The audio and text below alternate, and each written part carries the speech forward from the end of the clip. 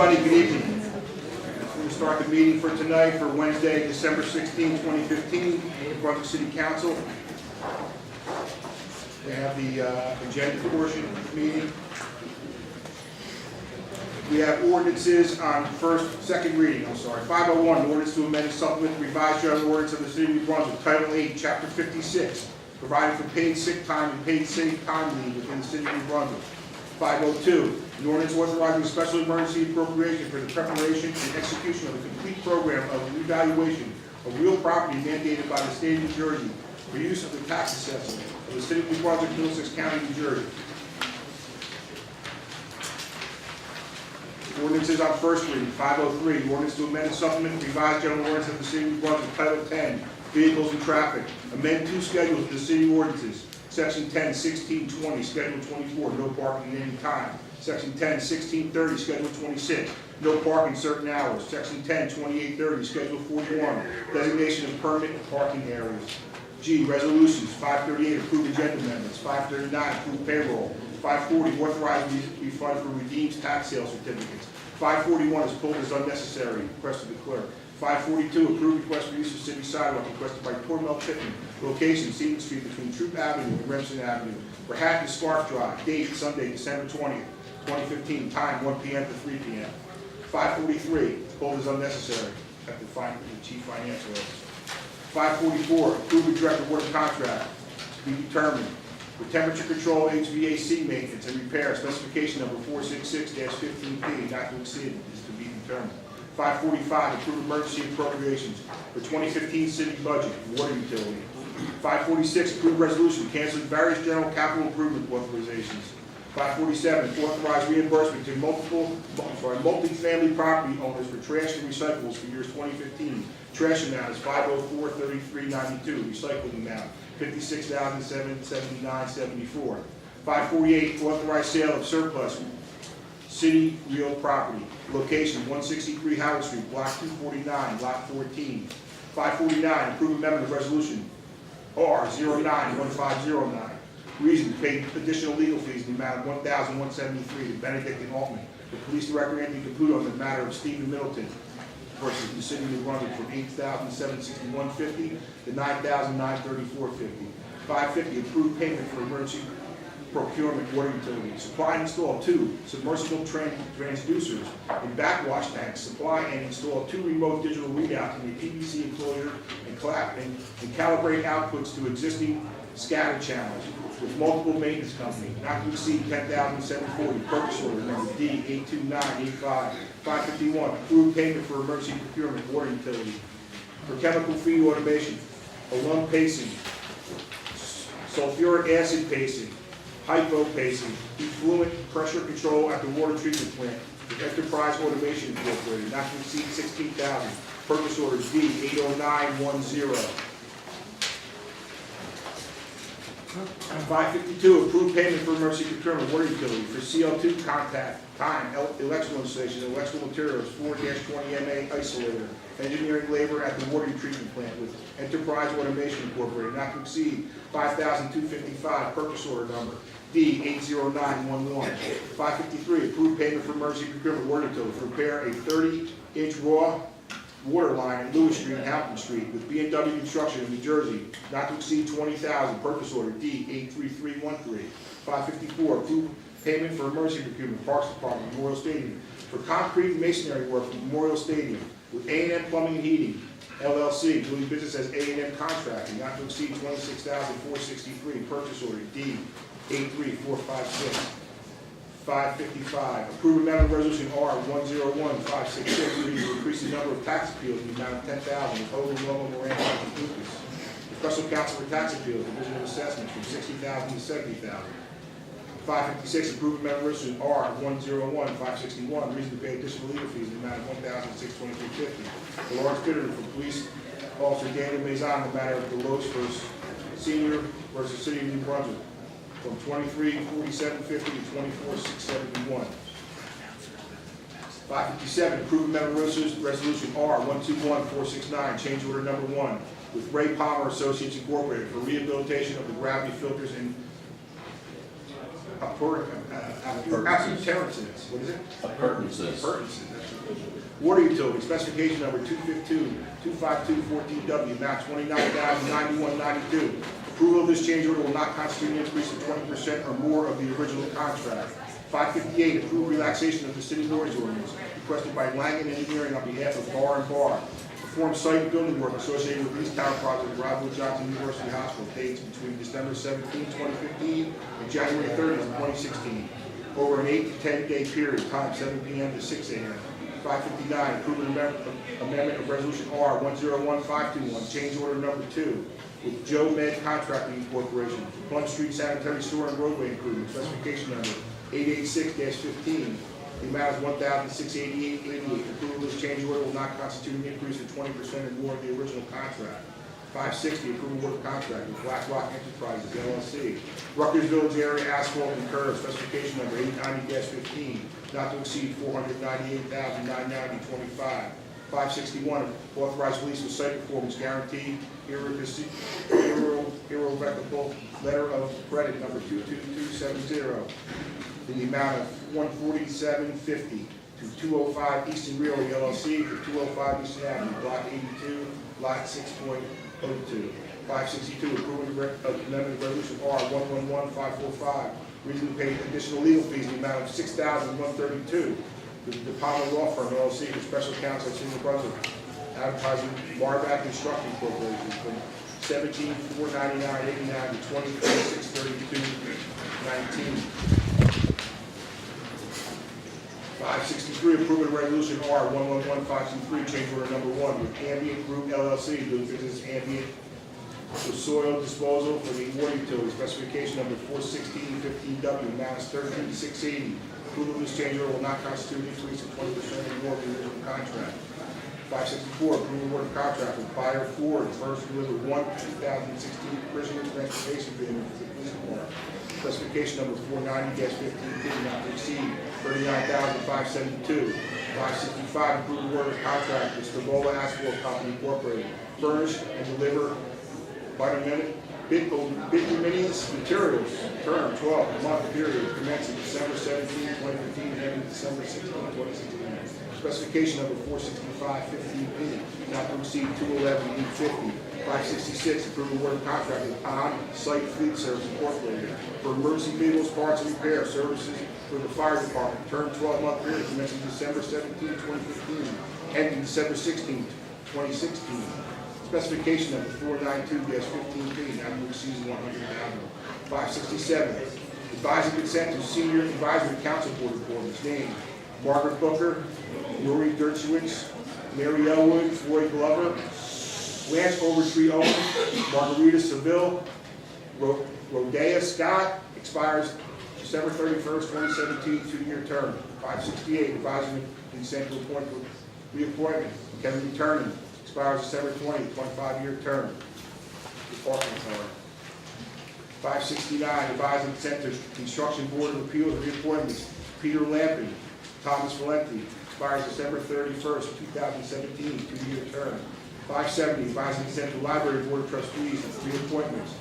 Joseph B. Marchetta, Karen Munoz, Gilda Gutierrez, expires December 31st, 2020, 5-year term. 571, approve payment to American Arbitration Association for arbitration fees in the matter of City of New Brunswick, Attlesburg Marbeck Construction Corporation, not to exceed $7,250. 572, approve amendment of resolution R-081541, reason to provide interim city engineer along with projected year-end expenditures for miscellaneous engineering services with Hatchmont McDonald for 2015 miscellaneous supplemental engineering services.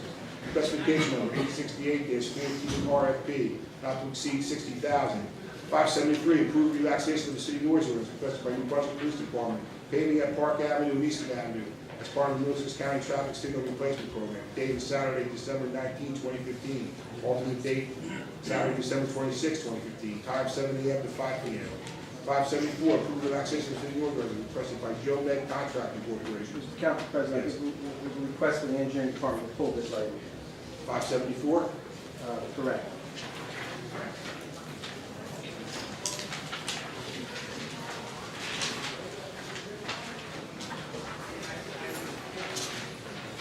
5, approve member resolution R 111445, change order number 1, final, with National Water Main Cleaning Company.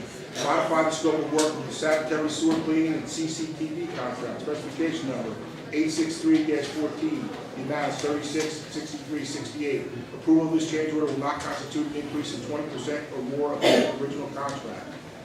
576, approve award amendment of resolution R 121527, change order number 3, final, with C Brothers Concrete Contract Incorporated, Hamilton Street roadway improvement project.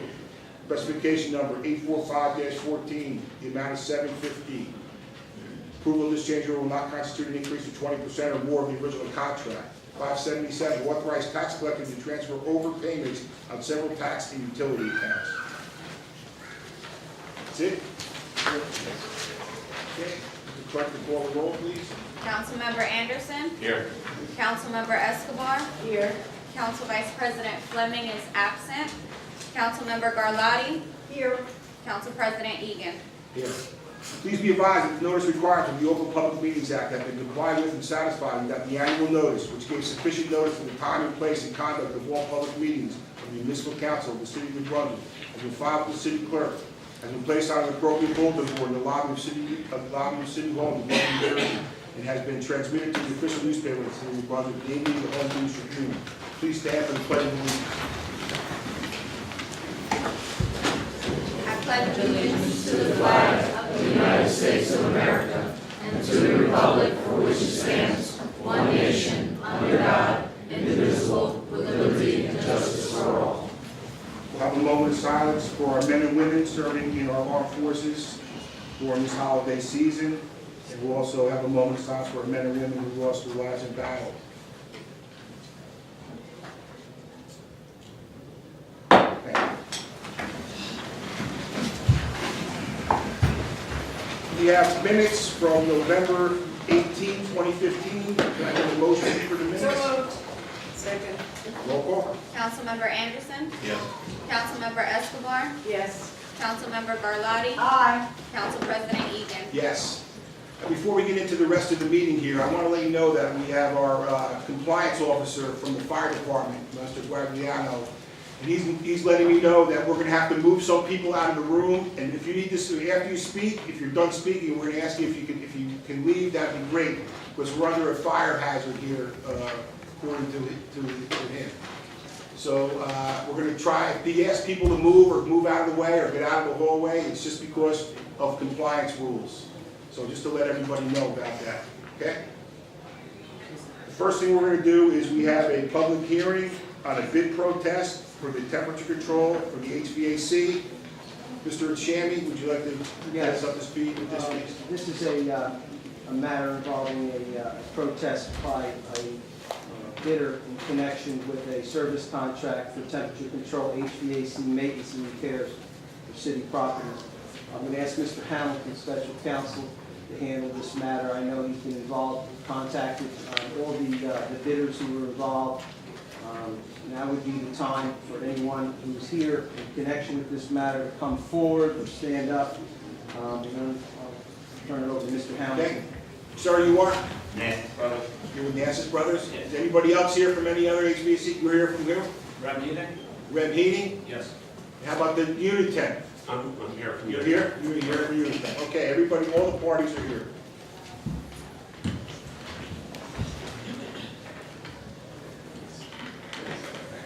You three parties, I hope you'll be agreeable to what I'm about to propose.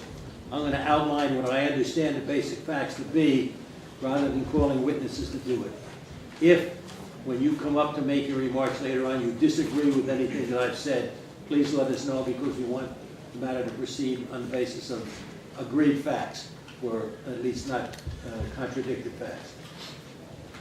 It's my understanding that specifications were issued and bids were received on November the 5th, at which time 5 bids were received. The 3 low bidders were Rem Heating, Nastas Brothers, and Unitemp. Subsequent to the receipt of the bids, a protest was received by Unitemp against both Nastas Brothers and REM. And we've looked into that, but we'll give certainly Unitemp an opportunity to outline what its position is. As outlined in the. Sir, please stand up. Oh, Thank you. okay. Your name and your company for the record, please. Eric Schwartz from Unitown. Okay. As stated in the letter, They don't have the letter, so would you just summarize what's in there? I have the letter, okay, and staff has received it, but council has received it. okay. As stated in the letter, the low bidder was REM Heating, and there were various issues that I discovered by reviewing their paperwork. They were not a public works contractor at the time of bidding. They did not provide a public works contractor registration certificate, which was a requirement as one of the documents on the checklist. Not being a public works contractor, I don't know why they provided a bid. There was no, they were not Okay. Keep permitted, going. okay? In addition, they didn't acknowledge whether there was an addendum issue as required in section 1 of the bidder's checklist. They did not complete the list of subcontractors document on page 24 of the bid specifications. And both Nastas and REM do not have an apprenticeship program as required in the document on page 28, paragraph 9 of the specifications, that they are required to participate in an apprenticeship program that is currently registered with the United States Department of Labor or a state apprenticeship agency for each craft or trade in which it apprentices. They're not members of the union in New Jersey, the UA, plumbers and pipe fitters. So, That's not a requirement, sir. The first part's a requirement, the second part is not. right, okay. Okay, so those are your complaints? Right, that's REM.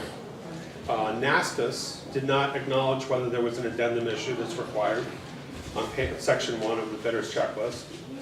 They also listed references that were not similar in scope. All were private companies, not public entities. They also answered item 4 on the bid proposal form with contradictory percentage markup from list price or discount from list or in addition to list. Basically, they made a confusing statement on their price page, on the price proposal form. And that's why, Unitem's position was that the bids should be rejected. Okay, thank you. In the interest of getting rid of a couple of those matters, there were no addenda on this contract, is my understanding. Correct. And there were no subcontractors proposed by any of the 3 bidders. If anybody wants to disagree with that, you can do that. If that, yes, if that's the case, I didn't check all of the bid submissions, but they didn't acknowledge and they didn't fill out, REM did not fill out that form. In other words, an incomplete bid submission. And it was a required document on the bid checklist. Folks, you please have to stop talking. They can't hear. Any questions of Mr. Schwartz right Not now? at this time. A representative of, Sir, you can have a seat now. We'll get back. Thank you. Thank you. representative of REM. Tell us your name, please. Brian Miller. So, as for the Public Works Contractor Certificate, we applied, so we could bid for this contract. The state didn't say anything about expediting the certificate. I included my application with the bid. After the appeal came up, I contacted the state. They said that if we had just asked for it to be expedited, they would. They had it expedited. We've already submitted the Yeah, we Okay, received so- it, but the fact of the matter is, at the time you submitted the bid, you didn't have the certificate. No, we were in the application process. So if I had known that there was, you know, you can expedite it, I absolutely would have, but the form doesn't say you can. They said all you have to do is say you want it expedited, and they'll do it, and we've since resolved that. So we have the certificate. The addendum issue, as you said, there weren't any addendums, so we didn't address anything with that. The subcontractors, we're not using any. That's just a clerical error. We didn't know you're supposed to sign if you're not using any. We've signed the sheet that says we're not using any. And we actually do participate in a apprenticeship program. I was a plumbing apprentice myself, so we don't have any apprentices at present. That's the question I was gonna ask, Eric. You have none at present. No, but we're a small company, so we have no issue with sending people to an apprentice program if it's applicable, but at the moment, we don't have a need for any. Do you have any did you provide any documentation that said from the Department of Labor that you were ever part of any apprenticeship program? Yes, since the appeal, we. Not at the time of application? No, I don't think it actually said that you need to prove it, it just says that you need to be part of a program, which The we are. language of the resolution says if applicable, Council President, so I think that they're all right on if they, in fact. Just check, they're telling me they're all right, they just checked the box? If they do not have them right now, yes. It didn't say to include anything with the bid, it just says that you need to be part of a program, which we are. Okay. Thank you. Yes, please.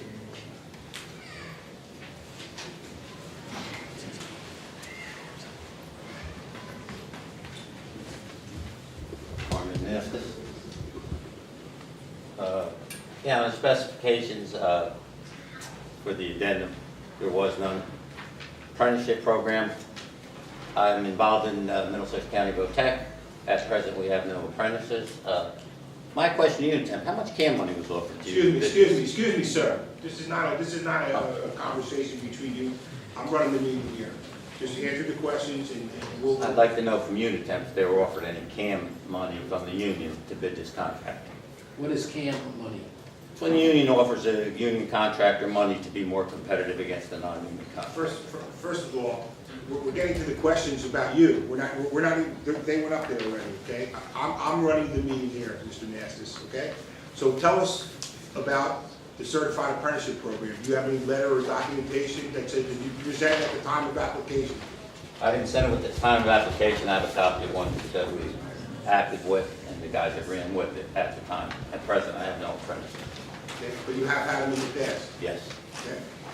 Do you have guys signatory to Local 9 in here? No, No? we do not. Okay. All right, Mr. Hamilton? I don't think we need any more testimony at this point in time unless they're going to correct something. Members of council, this is the situation as we see it, as we look at the matter. REM unfortunately did not have a certificate when they submitted the bid, and I think that knocks them out. So I think for that point of view, the Unitemp protest ought to be granted. With respect to the matters where there was no participation, there was no subcontracts, there was no addendum to the contract, I think you just disregard it.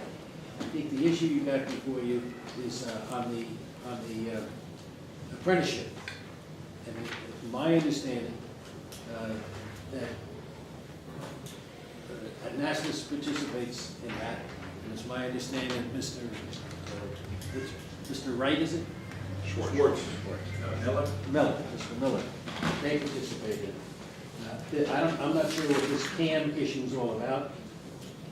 Since it's been raised, I think we ought to get an answer to it and see if it affects the good standing, if you will, of the apprenticeship participation by either of these bidders.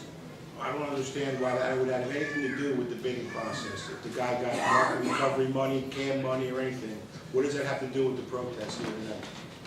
I don't know anything about CAM, so I can't tell.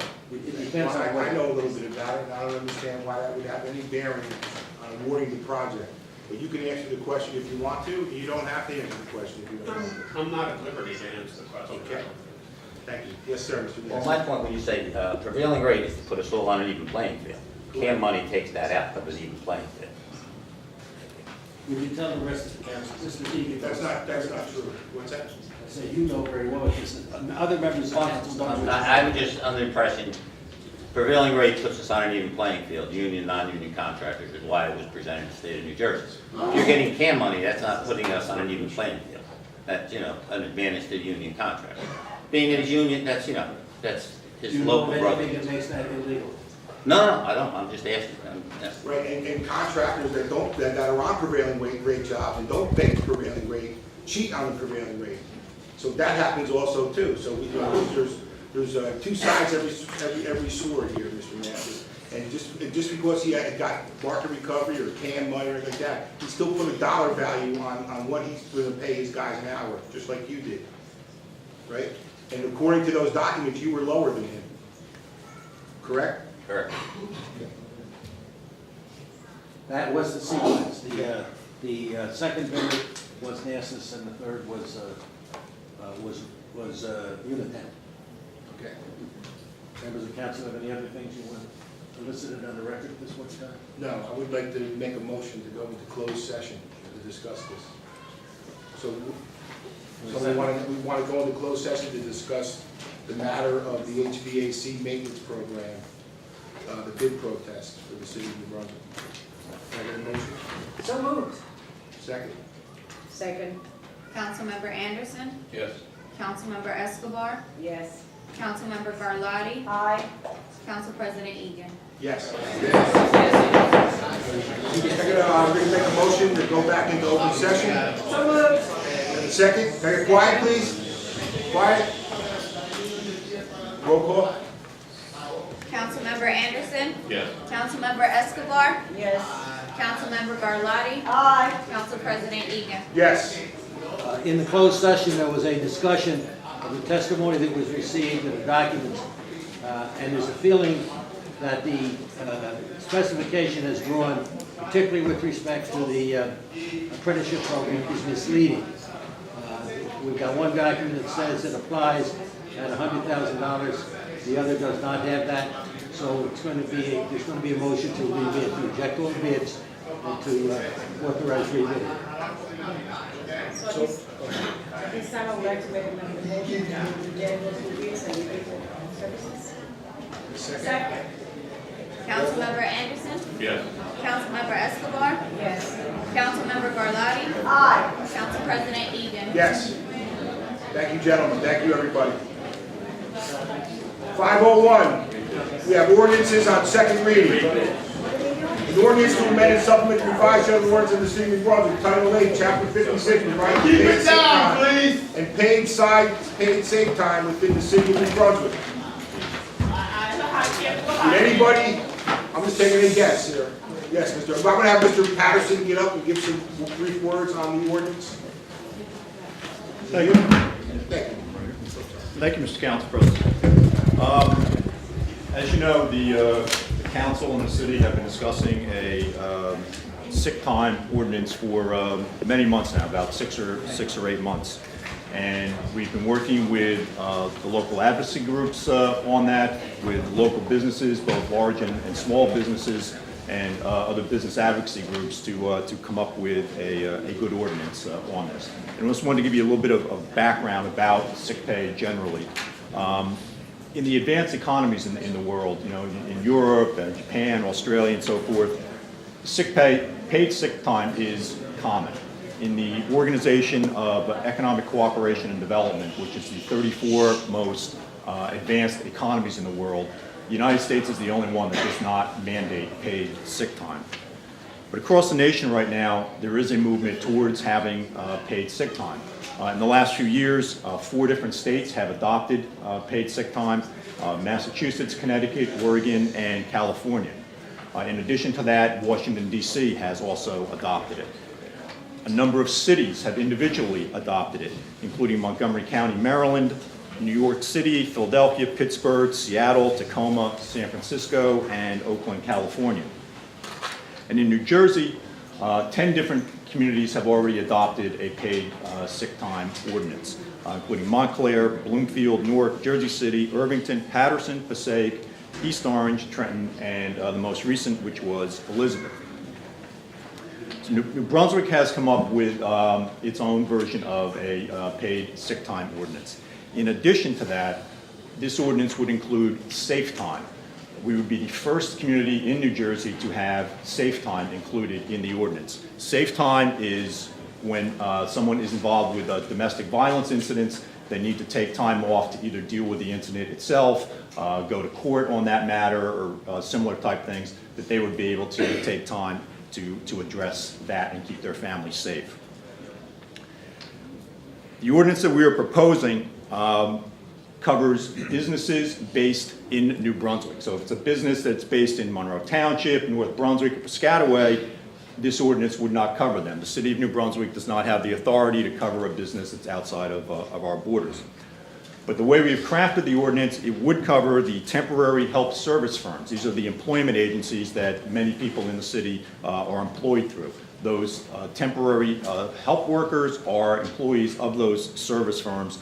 If they are based in New Brunswick, those employees would be covered if they work in New Brunswick or if they are transported to a job in another city. The businesses that are covered by this have to have at least 5 full-time equivalent employees. That could be 5 full-time employees. It could be part-time employees who, in sum together, make up 5 full-time equivalents, or a combination of full and part-time employees. The employees who would be covered by the ordinance are full-time employees who would work an average of 35 hours a week or more. If you work that, you're considered a full-time employee. And part-time employees who would work at least 20 hours but less than 35 hours per week on average. If you're a worker who does not work at least 20 hours a week, this ordinance would not provide the sick time coverage for those workers. If you're working at a smaller company, a firm with 5 to 9 employees, you would be covered and earn up to 24 hours of sick time each year for the time that you work.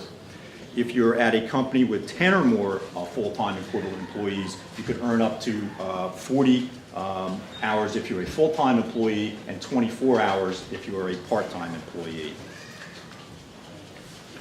And you earn this for every 35 hours you work, whether you're considered a full-time employee or a part-time employee. For each 35 hours you work, you earn 1 sick hour, so you build that up over time. And the sick time can be used for physical illnesses, health conditions, preventative care for both the employee and their family members. So if it's for a grandparent or a child or husband, wife, you can use it for them also. It also can be used for the closure of a business or a school because of a public health emergency, such as there was a flu pandemic and so forth, and the school had to be closed and your child had to stay home from school. You could use the sick time for that. You can use it for the care of a family member who has a communicable disease that the public health authorities have said they can't be out in the public. You can use it to assist them at home. And it can also be used for reasons related to domestic violence. Once the ordinance is in place, we expect that the businesses in town will be abiding by this. Most of the businesses in town, many businesses in town already provide sick time for their employees. If there are businesses that do not comply with it, there is a complaint process that we have set up. We have designated a sick pay administrator in my department, the Department of Planning, Community and Economic Development.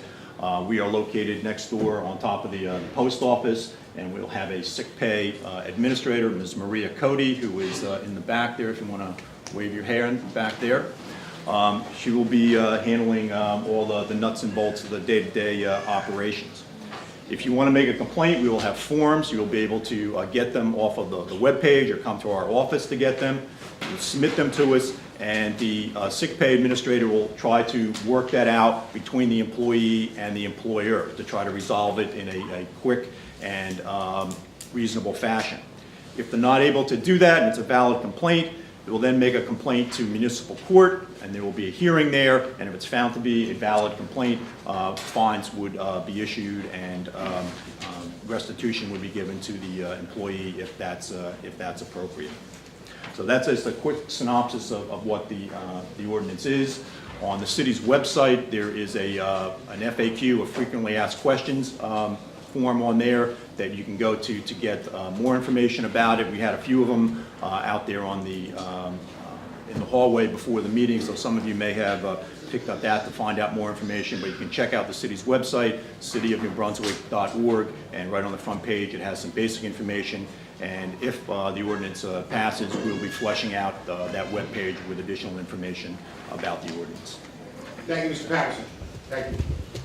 At this time, if anybody would like to speak on the ordinance before we vote, you come up to the microphone. Everybody has 5 minutes to address the council. We can move through this quickly. That would be great.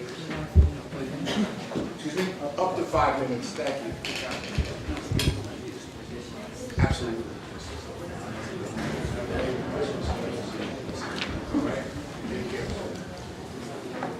Anybody else, anybody on the ordinance, step up. Go ahead, sir. Name and address. Good evening. My name is Thomas.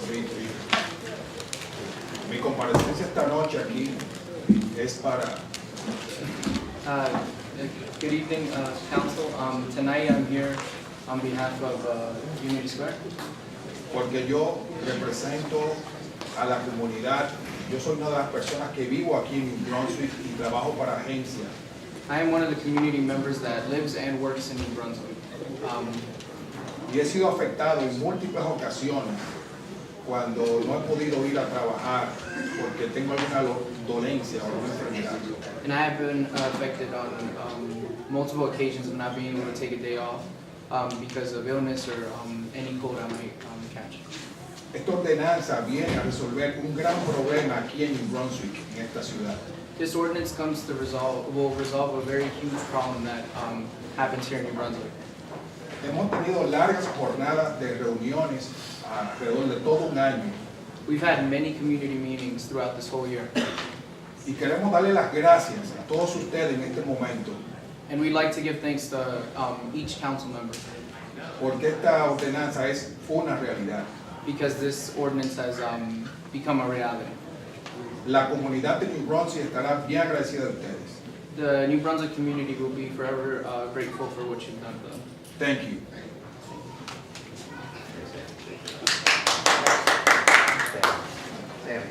Hola, mi nombre es Francisco. Good evening, council members. My name is Francisco.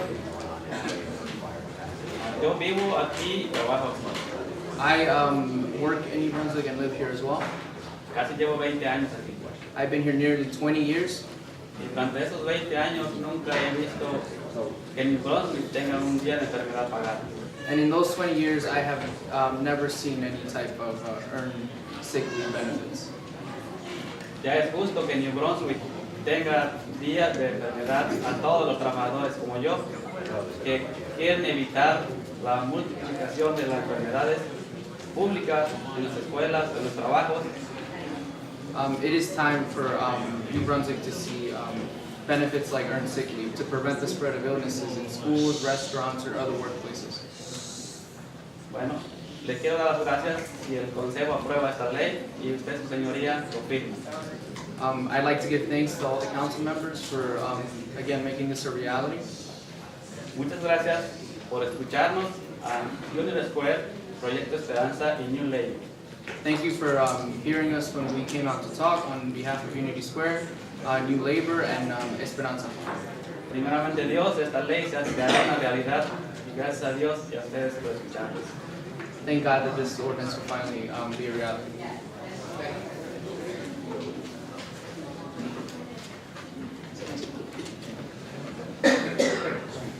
Hola, buenas noches.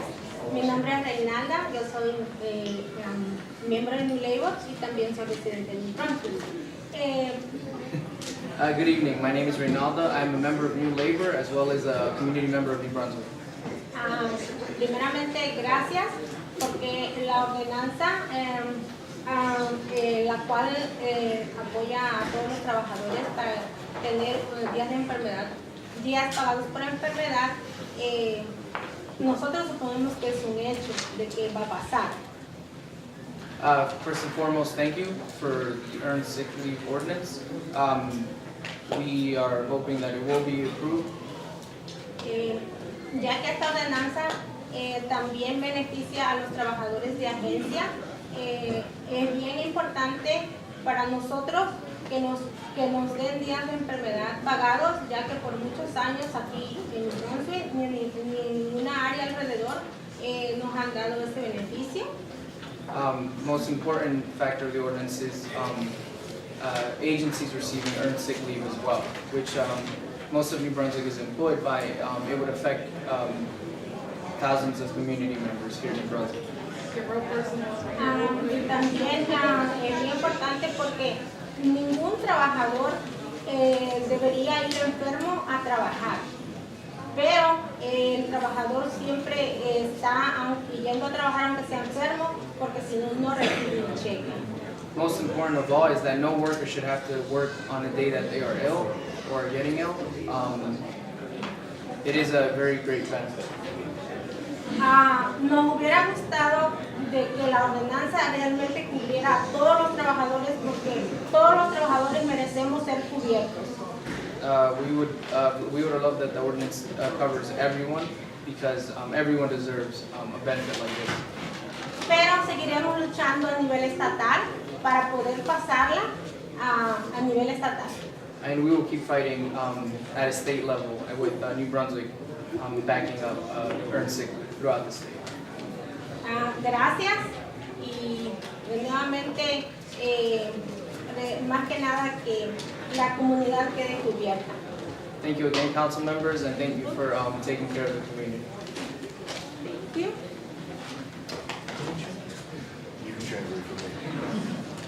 Good evening, City Council. My name is Dan Rigetti. I am Secretary Treasurer for Local 262. We represent hundreds of workers in the Middlesex County area. Just a couple things I want to say real quick on this ordinance. It would be nice to see this expansion of sick leave, as we heard earlier, to go to 11 cities in this state, hopefully get through this whole stage at some point. There was some discussion on staffing agencies, and it's my understanding that about 17% of the workers in this city are what's called temporary workers, which is an obsolete word these days. They aren't temporary workers.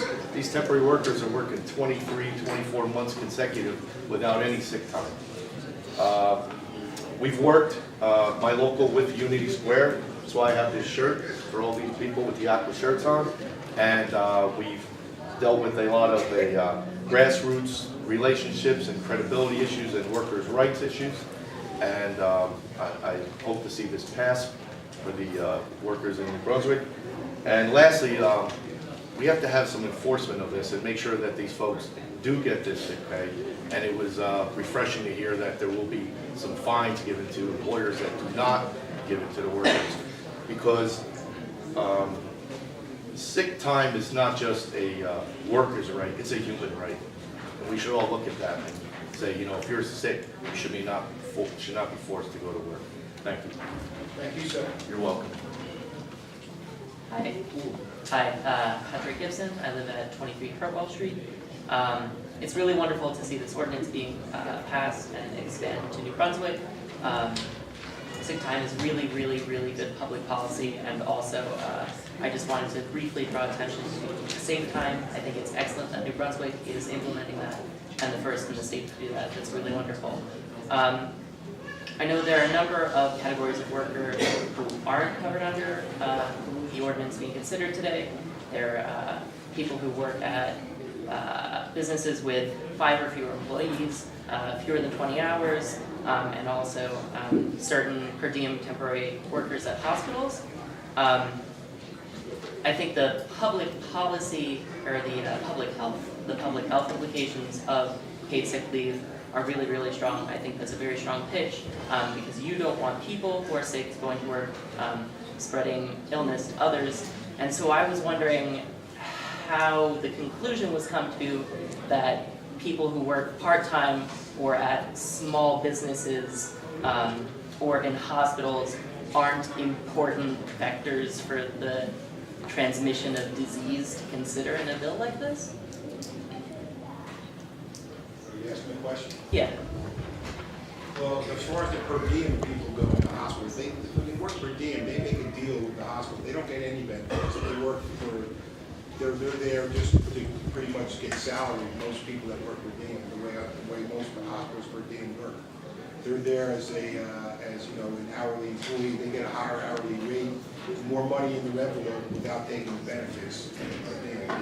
Maybe Mr. Patterson would like to expand on that a little more on that question. Yeah, that was a good explanation, Mr. Council President. But yes, the per diem workers there get a premium rate of pay, and they are essentially replacement workers for the regular workers at the hospital. Say a nurse calls out sick and you have to have a certain number of nurses on the floor, you call in the per diem nurse. So they are the person that's replacing the sick nurse or on vacation and so forth. And part of their deal, as the council president said, is that they take a higher rate of pay in exchange for foregoing the benefits, and they have a more flexible schedule for their work, so they can create more flexibility. It's a choice that they make to do that.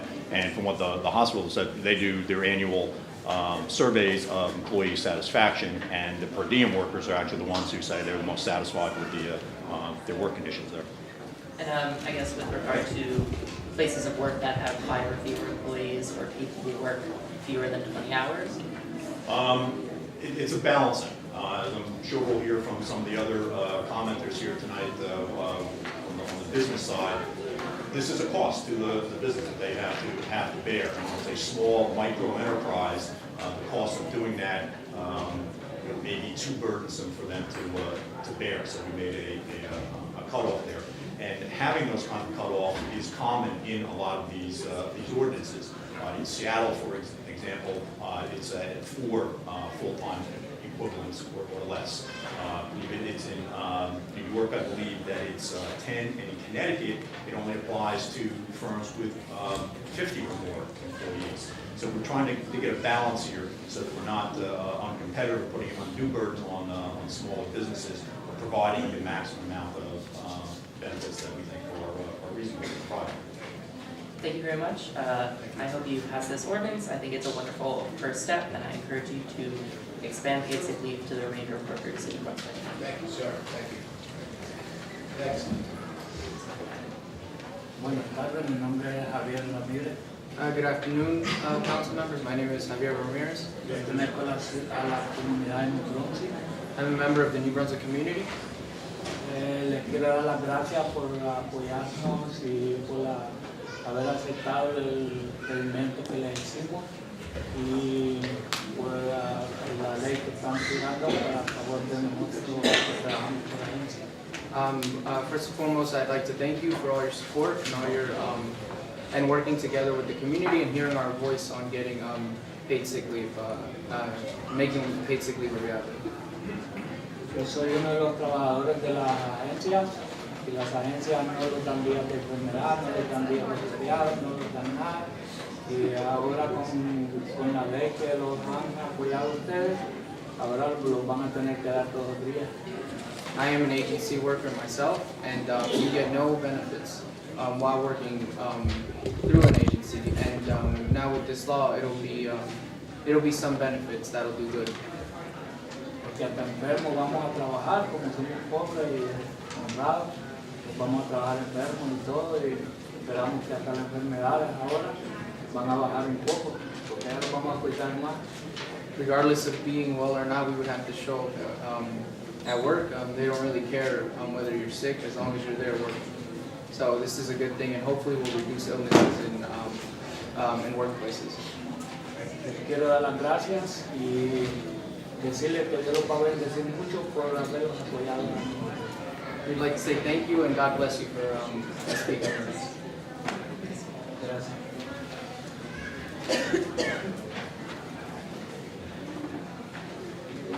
Buenas noches, mi nombre es Milagros Smith, vivo en New Brunswick. Good evening, my name is Milagros, I live in New Brunswick. Soy del Proyecto Esperanza. El propósito que estamos aquí esta noche, todos mis compañeros y bueno, diferentes organizaciones es que por favor aprueben la ordenanza de los días pagados de enfermedad. Bueno, I'm here representing the Esperanza Project, and all of us are here, different people and organizations, to ask that you approve the proposed paid sick leave ordinance.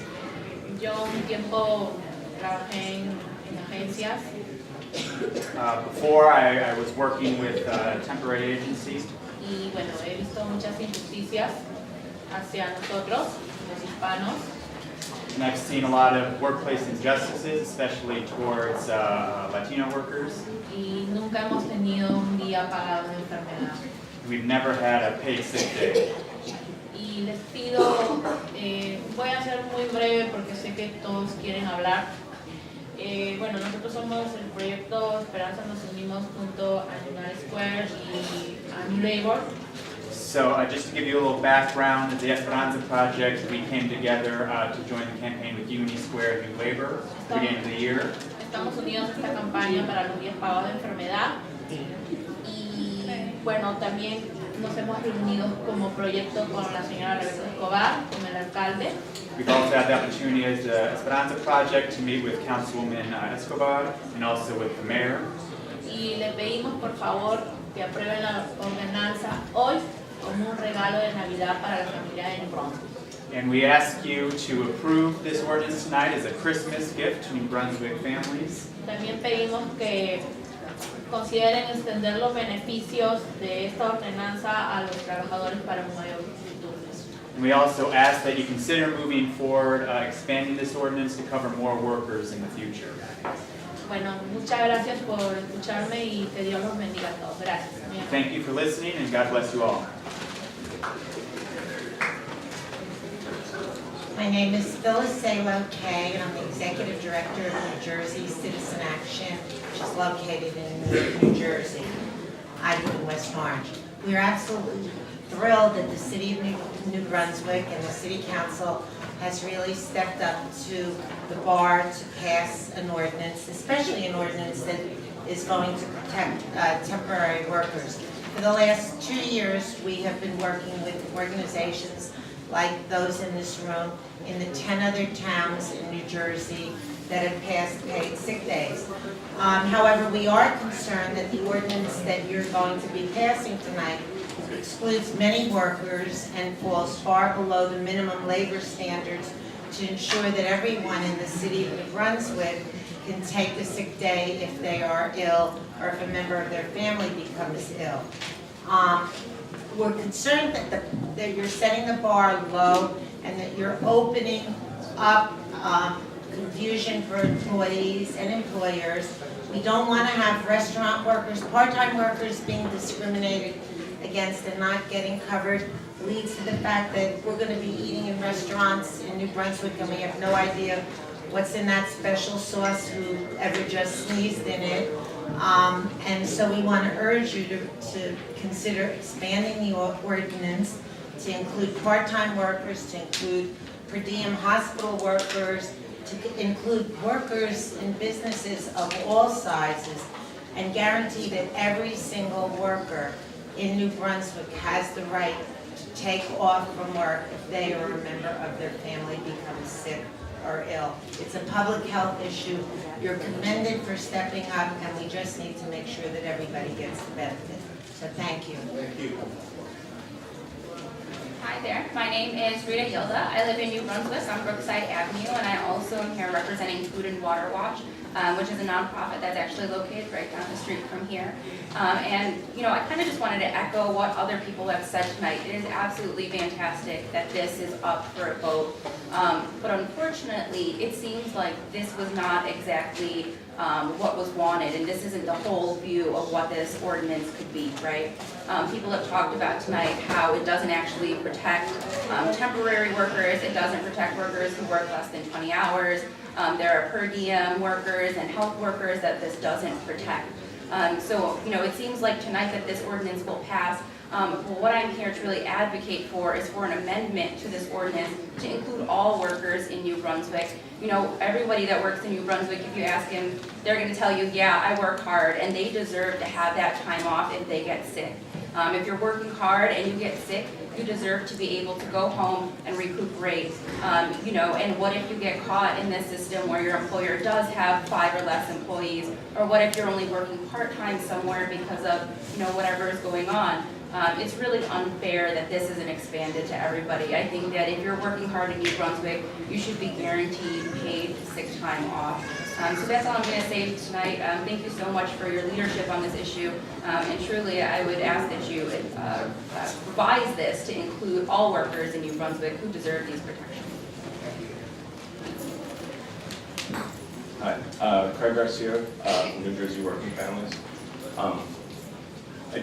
First I want to start by thanking the council for considering an earned sick days ordinance.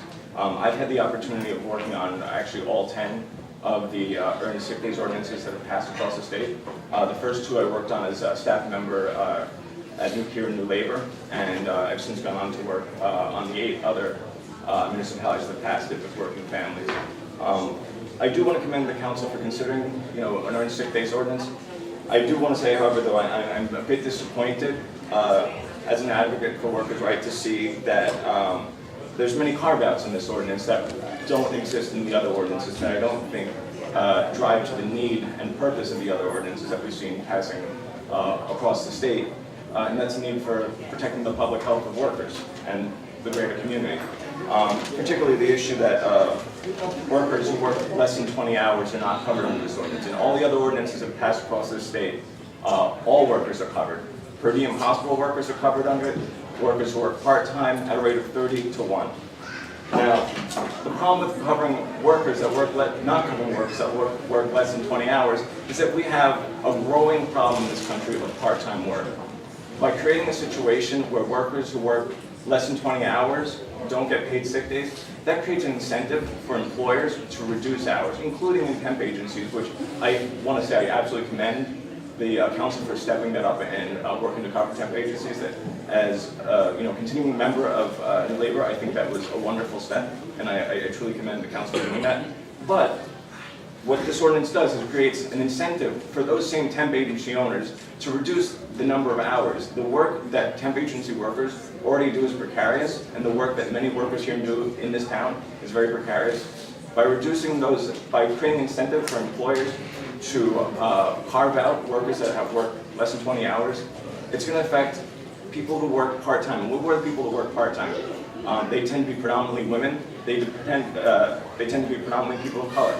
So by excluding workers that work less than 20 hours, we are perpetuating structural gender bias and structural racism that we're trying to combat with these kind of ordinances. The whole purpose of this Earned Sick Days campaign is to ensure that all workers have the universal right to paid sick days. In many other countries, everyone has paid sick days. In 10 municipalities in this state, all workers have paid sick days. And hopefully soon enough, we'll get to the opportunity to have a statewide law that will cover all workers. But we need your help to do that. And by carving out a lot of workers, including workers who work less than 20 hours, we're creating a disincentive to do the right thing. Also, the carve-outs for restaurant workers is deeply problematic. We're working on this ordinance in many other municipalities, and I've seen recently in Princeton that's also considering this ordinance. There was a situation on Thanksgiving, I think it was a year ago now, that a bunch of people, over 30, you can look up the story, 35 people or more got sick because someone came to work sick that day. There's an incentive on days like Thanksgiving or Valentine's Day for workers in restaurants to come to work sick because they feel that pressure that they need to be there. The other ordinances that passed across the state allow workers the protection to take that day off. This creates a blackout day, which is completely unnecessary and goes against what the workers need. I understand that it creates a situation where workers can get a doctor's note, but many workers, particularly part-time and low-wage workers, don't have the ability, don't have the funds to go out and get that doctor's note. And so there's just a lot of unnecessary things. If this is all about public health, it should cover all workers. So I appreciate the intent here, but this ordinance really needs to cover all workers. And organizations like Mine Working Families and New Labor will be standing up to ensure that all workers here in New Brunswick are covered by an ordinance that guarantees all workers paid sick days. So thank you. Thank you, sir. Council President, I just want to clarify, there are no carve-out days for restaurant workers. So on certain special holiday, Valentine's Day, Mother's Day, the restaurants are very busy. The employer can ask the employee to provide a sick leave. That's it. They can still take the day. Still take the day, just gotta provide that. And be paid sick day. Yeah, and that doesn't occur in any of the other ordinances, and it's not necessary. I mean, the idea is to protect workers here. Good evening, Council. My name is Brian Nelson, representative with Health Professionals and Allied Employees, the largest union of nurses and medical professionals in New Jersey. We're based here we're based in Emerson. We have an office here in New Brunswick. We represent nurses and health professionals throughout New Brunswick, Rutgers University in particular, Cancer Institute of New Jersey. Obviously, as healthcare professionals, our union members understand the importance of an earned sick day ordinance. No one doubts that. It's not just a matter of workers' rights, but also public health, which you've heard plenty of people testify to tonight. An earned sick leave ordinance could have a huge impact in preventing contagion during flu season, preventing deadly epidemics. Researchers estimate that if all U.S. workers had been able to earn paid sick days during the 2009 H1N1 epidemic, for example, 5 million infections could have been prevented. So it's obvious that an earned sick leave ordinance is necessary at a municipal level and at a state level. And I commend you for considering it and taking it up as a council. However, we as at HPAE and as part of the Time to Care Coalition, where you've heard some people speak, we're extremely concerned that number one, the version of this ordinance being proposed in New Brunswick differs significantly from New Jersey's 10 existing municipal ordinances, as well as from the paid sick leave proposal currently being considered at the state level. These differences, as you've heard Craig Garcia testify to, is that will mean that the goal of setting a minimum standard for paid sick leave to protect workers and public health will not be met. Over 40% of New Brunswick workers lack access to paid sick time, and this ordinance would leave many of them out. Concern that you heard about from Craig concerning the numerous exemptions and categories of workers that businesses have carved out from this ordinance. Of specific concern to our union is the per diem nurse exemption. And denying hospital workers paid sick time benefit would defeat and undermine one of the key purposes of this bill, which is protecting public health. Hospital workers who come to work sick put vulnerable people at risk: newborn infants, patients recovering from major surgery, people with compromised immune systems. Hospital workers are the last group that should be excluded from any earned sick leave ordinance. And please note, I heard there was talk about the per diems earlier. There have been no problems associated with including the per diem nurses in any of the other ordinances throughout the state. And HBA can speak specifically to Jersey City, where the per diem nurses are included in their ordinance, and HBA's contract with Christ Hospital in Jersey City reflects the same language in the ordinance. We've had no problems with that for the per diem nurses. Per diem nurses, furthermore, are not typically or exclusively used to fill in for nurses who are out. Many per diem nurses are scheduled, and if they're scheduled to work and they have the flu, they should be entitled to the same earned sick leave benefit as any other nurse. Obviously, it's prorated and it's based on the hours that they work, like any other worker. So there's no logical reason to exempt per diem nurses. This is just one of our concerns as a union representing healthcare professionals and nurses. We share the concerns raised by the others, and we ask you to reconsider this ordinance, not to pass it tonight, and to postpone it and expand upon it to include all workers in New Brunswick. Thank you. The per diem workers, it's not a situation that's unique to the Brunswick's ordinance. Philadelphia's ordinance does the same thing, so does Washington. And 10 others in New Jersey don't exclude them. Thanks. And none of them cover temporary workers. Yeah, how do they cover with how they do the temporary agencies? Yeah, go ahead. Yeah, I mean, it doesn't, none of the ordinances say they don't exclude temporary workers, so they should cover temporary workers as well. I appreciate now that, I want to say I appreciate the specificity of clearly defining that temporary workers are covered under this ordinance, but nothing in the other ordinances say that temporary workers are not covered. Thank you. Next. My name is Darlene Smith. I'm Vice President for the Union of Rutgers Administrators, AFG, and so I represent over 2,000 administrative staff at Rutgers. I'm also part of the Time to Care Coalition, and I would like to speak on behalf of several things. I would like to thank you for putting forth this ordinance and for the hard work that is and thought that has gone into it, but like my colleagues here, there are certain carve-outs that I think are remiss and should be addressed before finalizing this. One of them is people working from home for the telecommuting policy. So, and in my own local, we're addressing telecommunicating policies for our employees at Rutgers University, those I represent. And I would not like to see in what we're negotiating, and then also what is allowed for the employees in New Brunswick, that they're going to be abused because they're telecommunicating, and I'm going to be asked to not be able to get a sick day because they're working, being asked to work from home while you're sick. And when Mr. Patterson identified several different reasons that someone can use those days, so the telecommuting policy to carve them out would not be applicable, because if they're taking care of someone else, they're not able to be working from home. So different things like that. If you're sick, you're sick. So the telecommuting, carving that group of people out would not make sense. As for the per diem hospital workers, and I think a lot of you may have heard this week, there was a TB scare in California, San Jose, in the newborn nursery, and the numbers are growing every day. It could be, I don't know if it's 900 people and babies are at risk and have to be examined or something, because there was an employee who went to work and then later identified as having TB. So, carving out hospital workers in any sense makes no sense.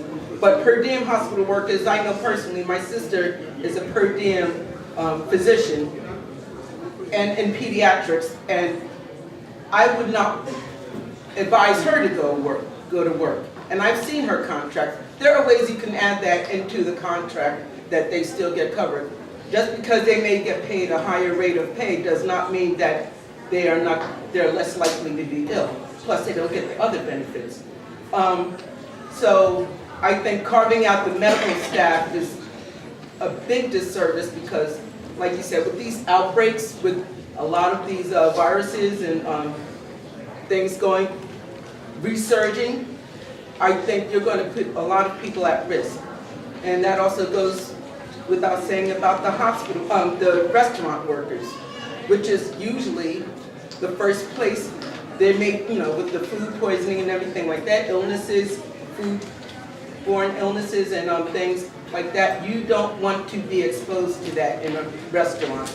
And as for limiting it to those who make over 20 hours of work per week, in New Brunswick, city of New Brunswick, we have a lot of college students, and I think probably high school students too, who have to work 20 hours or less anyway, because they're full-time students. So that means that a lot of those people are going to be left out, and a lot of those college students work in the restaurants and bars that city of New Brunswick is known for. So that's going to be carving that group out, and I think that's a big disservice. So I do want you to address these things, but I am glad that you are looking to move this forward. And once those issues are addressed, I think this will be a great example for the state of New Jersey. Thank you. Council, Mark Jacobowski, Old Man Rapids. Everybody's bashing restaurants tonight, so I decided to say that. This is the year that Obamacare gets into effect for small employers. Most small employers in New Jersey, first I'm going to back up. I'm going to say that I'm not opposed to this. I take care of my employees. I started off very small. this is still going to impact me. It's going to impact smaller employers even more. Back to the Obamacare. We have 4 choices of healthcare systems to choose from to give affordable health care. We cannot find as an employer affordable health care. Therefore, we're going to take the penalty. Most small businesses are taking the penalty. That's a $2,000 per employee hit. That's a hit to me of $84,000 more this year. This ordinance, if it's passed, will expand what I already do for my employees. Because I basically have 2 sets of employees. I have Rutgers College students, and I have the community, mostly Latino community. The Latino community has been with me, some of them 30 years, 2 in 30 years, 20 years, 25 years. The college kids, they roll into that. Sometimes they roll to bed, sometimes they don't. So my issue with this is the carve-out's nice, Glenn. I mean, nobody else understands that. But the carve-out is very important because right now I have an issue with New Year's Eve. It's like these kids will dump their job, they'll go around the corner, they'll work someplace else, they'll tell me you're sick, so they can go out and party for New Year's. They'll wake up in the morning, they don't feel like coming to work, they call me up, they're going to tell me they're sick. So my thing is the enforcement of it, A, the expertise to the level of the person administrating it, and their training, and their legal training, their accounting training. You're talking about looking at my records, my payroll records. You're talking about a complaint, Glenn, that if it's brought in with insufficient evidence, it still gets investigated. My time, my legal fees, being brought into court. Does it turn into a negotiation, or does it just turn into, well, I don't want to fight this, so I'm going to pay, and then 5 other employees come and do the same thing? So there's a few, nobody's going to be happy with this ordinance. It's shown already. The healthcare, the temporary, this and that. I'm not happy with the enforcement part of it because nothing's really laid out as far as how it's going to be handled. I don't think one person's going to be able to handle it. You have one person in the office, no assistant, nothing, just to answer phone calls and follow up. I believe they'll be able to handle it. Ms. Cody has experienced with handling rent control matters, which are very, very similar process for handling. This is labor. This is legal. This is labor. I'm getting accused of doing something that's a labor issue. You're just being accused of not giving someone pay for a sick leave. Investigate that, and we've set our ordinance up so that we can try to work it out between the employee and the employer without having to go to court. The other ordinances in New Jersey, you can just go directly to court. We're trying to make a... No, I understand that. Let me just say this, Mark, Mr. Jackson. We're creating a liaison person to deal with this. Totally get it. This is a new thing for everybody here, and you're right. Obviously, from all the testimony here, this is a new process for us too. But I think it's a great start that we're going to have somebody in compliance. We don't want to hurt you. It's going to be a learning curve. There's going to be dialogue involved. We're not going to send you to court. We're not going to open up your records and do all these things that you think that we're planning on doing. I believe, like Mr. Patterson just spoke about, it's going to be more of a friendly transaction where we get some dialogue, where we can work it out and come to some conclusion before it goes to court. We're going to get before. That's why we're going to have the liaison in place there. We're going to try to make it as calm and as... My concern is a college kid dropping a dime on me because they didn't get treated fair. You make a good point. And it's like then I'm getting dragged into court, and it's just like I'm producing payroll records and all this, or just paying the kid to get the hell out of it. We're certainly going to investigate it where it doesn't have to get to that point where anybody has to... And that's my understanding of the way Mr. Patterson and the mayor and everybody has put this together. And that's why they decided to have somebody, because they realized they're going to need somebody that could, calm, I shouldn't say calm the storm, but, not so it does the things that you don't want it to do. We don't want it to go that far either. Understand. Okay? The pharmaceuticals use a lot of temporary help. A lot of temporary help. Are they included in this, the temporary pharmaceuticals use? Temporary pharmaceuticals as J&J. work at J&J. J&J is huge on temporary. If they work at J&J, they're J&J employees. If they are from a New Brunswick-based temporary agency, yes. If it's a temporary agency that's based in Somerset, They're not. That's not That's New not Brunswick-based business. That's not fair. I don't think it's fair. It's because they're not. They're working in town, they're driving into town every day, just like my employees are driving into town, they're working in town every day, and it's just like, I got to cover them, but because they're hiring from Somerset, New Jersey, so I can go to Somerset, New Jersey, hire a temp agency, and pay the temp agency, and I skip the law. I know, but it's just like all these other people were saying, and I'm not, this has got to be thought out a little bit more. It has been thought out. I know it's been thought out, it's a little more. The city of New Brunswick doesn't have authority to enforce something on a Somerset business. So we can't cover it. It'd be nice if they were. Maybe you can support a statewide sick pay. I work 100 hours a week, I got no time for that. Okay, Okay, thank you, Council. thank you. Next. Hi, my name is Karen White. I am with the Center for Women in Work at Rutgers University, and I have lots of reports for you guys. Two in particular that the Center for Women in Work did on paid sick days, one in Jersey City. We did some research there, and then another where we did a poll on New Jersey residents to see how supportive they were of a paid leave policy. And so I'm going to give you guys these. You probably have seen. Just give it to the clerk. Right here. Right here. Oh, yeah. So I was just going to talk a little bit about the research, but I want to say something about, before the man who was here before me was really concerned about his workers abusing the benefit, and which is why he applauded having the blackout days, or days that the workers would have to provide documentation.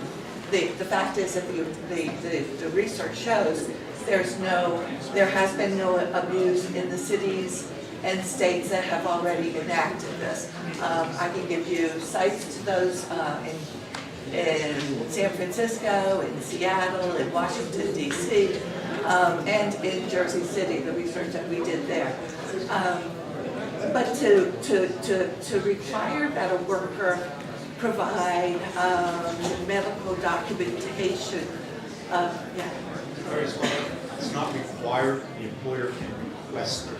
Okay. If they think there may be something that they can request it on those particular. Okay, if they request it, it's a disincentive for a worker, particularly one in a restaurant, to not come in sick. So you're going to have a worker coming in to your restaurant, sneezing into the spaghetti that he's serving your clients.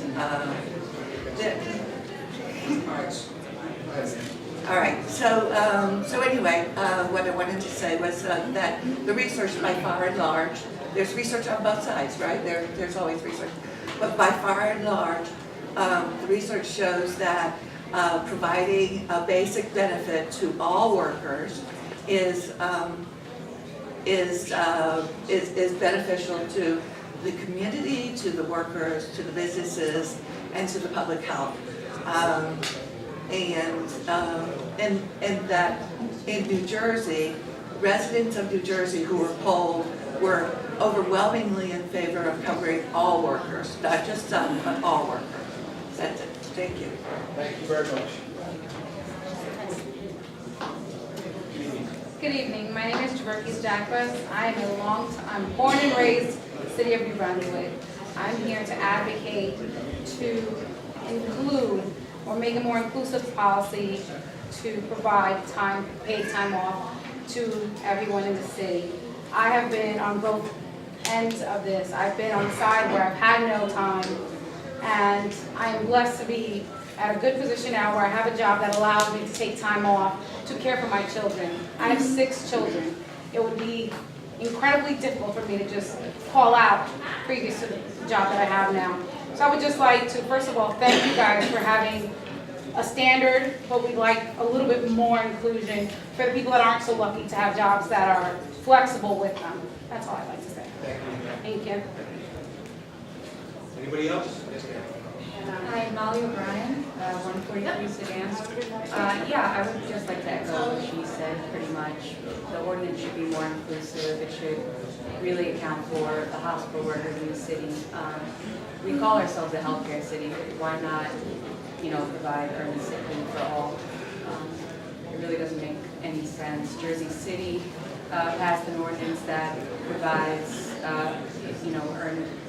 earned sick leave for their per diem workers, and we should do the same. Also, I guess more importantly, we should really be having our meetings across the street at the county building where there's seats and a sound system. You know, it was designed to include as many people as possible, you know, who wanted to voice their concerns, and this setup clearly isn't working. That's all I'm going to say.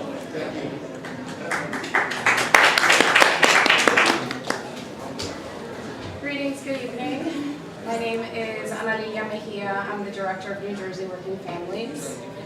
New Jersey Working Families has worked in partnership with many organizations. We work in partnership in the Time to Care Coalition, just promoting rights of workers, and we are very, very supportive of the idea of all workers having the ability to earn sick time. We have come to members of this council as well as the mayor just to express some concerns about the great effort that you have put forward, and we hope that you will consider a lot of the pieces that have been brought up, and maybe consider making some changes to ensure that your intention of actually covering and protecting the public health is actually carried out by your ordinance. Cutting out entire groups of workers is problematic and can have an impact on the public health. Like we said, small businesses are actually a large portion of businesses in New Brunswick. So by eliminating coverage for businesses with 5 or less means that many retail establishments, many restaurants, many places of business where people are either dealing with food or touching pieces, articles that folks are selling, can have an impact on the public health. We know that foodborne illnesses are often traced right back to workers who came in sick, and that can have an impact on not only the public health, but also the industry, the dining industry in your city. I think the same can be said about healthcare workers. It's imperative to ensure that people who are on the front line of public health have the ability to care for themselves and their family. The last thing I will say is that we also want to flag, and we've raised this concern, I'm sure that y'all have looked into it, but our understanding is that you included measures on ensuring protection for victims of domestic violence. Again, very laudable. We just want to flag that some of our own experts from across the country have seen your bill and have expressed that there is the possibility of some portions of that being preempted by state law and maybe creating a problem. That's another issue that we wanted to raise up to you to maybe consider, take some time and reassess some of these pieces. So again, laudable effort. We embrace the idea of all workers being covered, and we would like to work in partnership to ensure that all workers in New Brunswick and all workers across the state actually have this very needed benefit. Thank you.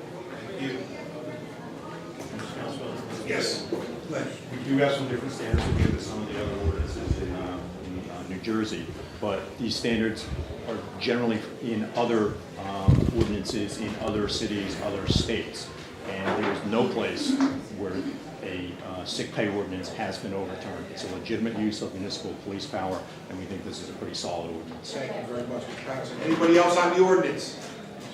Seeing none? Yes. Just a couple of things. I'd like to thank some of the businesses in New Brunswick that this doesn't really apply to. It's a shame that we even have to talk to this because of the greed and selfishness of people who do some businesses, but we have to. We really want to thank New Labor, Esperanza, Unity Square. We've been working with them time and time again, months and years on this project. So basically, I think it's a start. It's not perfect, but I think it is something, and it's for the city of New Brunswick, and that's our most concern.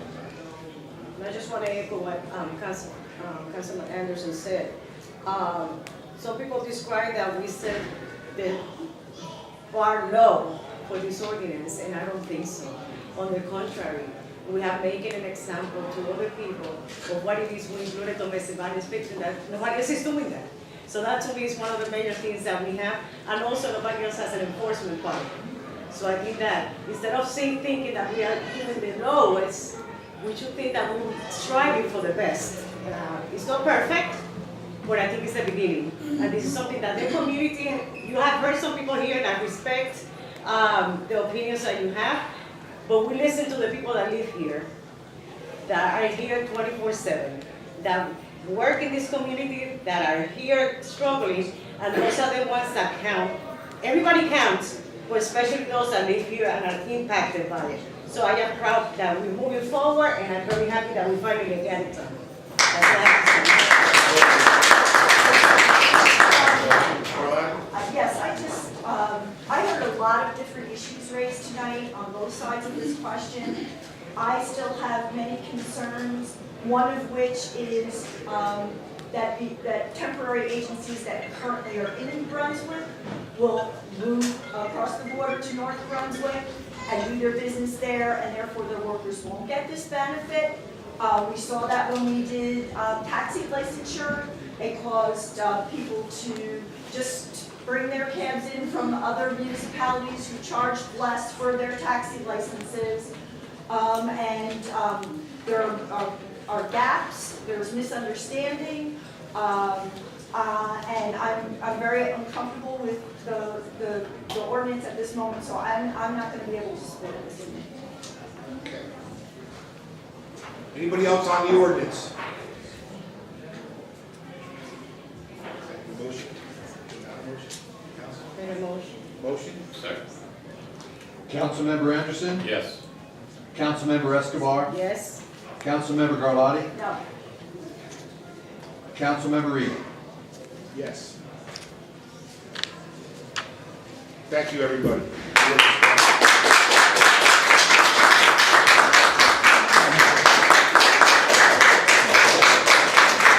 We have ordinance 502, an ordinance authorizing special emergency appropriation for the preparation and execution of a complete program of reevaluation of real property mandated by the state of New Jersey, use of the tax assessor of the city of Brunswick, Middlesex County, New Jersey. Please leave quietly. Thank you. Anybody in the public like to speak on this particular ordinance? Anybody? Councilmember Anderson? Yes. Councilmember Escobar? Yes? Councilmember Garlotti? Aye. Councilmember Regan? Yes. The ordinance is on first reading, 503, ordinance to amend supplement revised general ordinance of the city of Brunswick, Title 10, Vehicle and Traffic. Amending two schedules in the city ordinance, Section 10, 1620.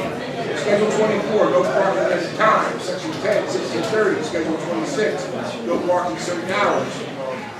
Section 10, 2830, Schedule 41, designation of permanent parking areas. Move the ordinance setting down, take the public hearing of December 30, I'm reading it. For a public hearing to be scheduled same day to be advertised. Councilmember Anderson? Yes. Councilmember Escobar? Yes. Councilmember Garlotti? Aye. Councilmember Regan? Yes. We have resolutions 501 to 577. We are pulling 541, 543, and 574. Would anybody from the public like to talk about any of these resolutions? Anybody on the resolutions? Seeing none? Councilmember Anderson? Yes. Councilmember Escobar? Yes. Councilmember Garlotti? Aye. Councilmember Regan? Yes. We'll now move to the public portion of the meeting. If anybody would like to address the council, please come on up. We have 5 minutes to address the council. Anybody? Thank you. Anybody?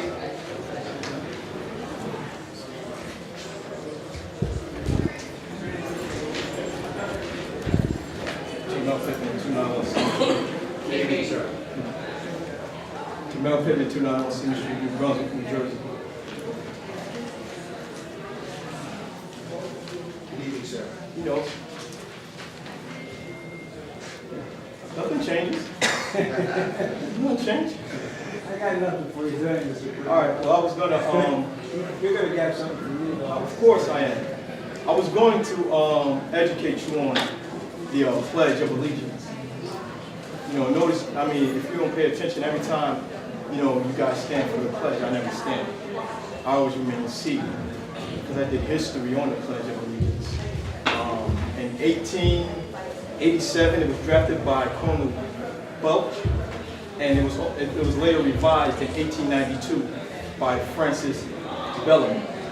Now, the reason when they initially did the pledge, for one, you know, they did the pledge, they didn't put their hand over their heart. That was later added into the pledge in 1942. But they initially did the pledge as neo-Nazi sign. That was originally how the person drafted the pledge up. So when they stood up in schools, when they had all the class members stand up, and if you didn't do the pledge in that manner, you were expelled from school. So they would stand up, and they would put their hands like this, and then after the originators passed away, they then elected to put their hand over their heart. So originally, it wasn't initially put your hand over your heart. And also, they took the people who created the pledge were not only racist, but they were feminists, because they took the word equality out of the pledge because they felt that Africans and females will never be equal, so they took that out of the pledge. Also, you know, not to mention the amount of damage that the American flag did, it did more damage than any Confederate battle flag can ever be sewn. So the reason why I restrain from the flag is because of the racist history. So I would like to know, you know, being if you do some research and do some due diligence, and in your heart you find out that that's not a ritual that you will continue to participate in, would you refrain from making the Pledge of Allegiance? So every time I come here, I do, you know, American. I do American. Yeah. I hope you're studying also, and not just take what I'm saying. I'm writing ordinances on sick leave, on business. Yeah, I mean, I know you're a college graduate. It's sad that, you know, a high school dropout got to come here and educate you on American history.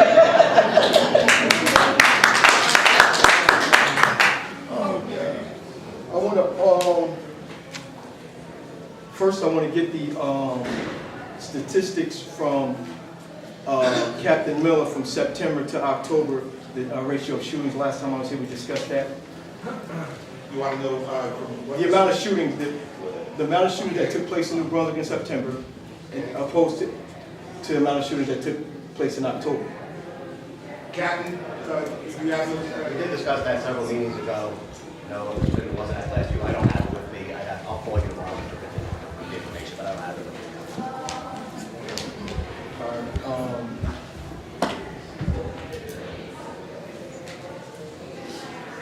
I have a wish list. I just experienced, you know, a lot of people, predominantly Latinos, you know, they are now going to be paid for sick leave, and they're going to get safe leave, and, you know, they're with their T-shirts, and, you know, it's a proud moment for them. It's for everybody, just not for these people. Well, predominantly Latinos. Yeah, well, predominantly Latinos.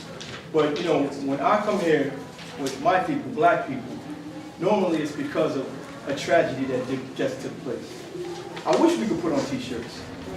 I would love to put on T-shirts. We would love to come down here for an issue that that will benefit our families and our quality of life. But unfortunately, every time I come down here, it's for a tragic issue that's taking place with a black man or a black woman. I'm not making this up. Let's get to the beginning of the year. You had me in a resolution for this tonight. You had me in a resolution. I came down before, you know, there's a police brutality issue. But before the police brutality issue, I came down here. I wanted to go in the city of New Brunswick and pass out hats and scarves. So I came down and I got a permit.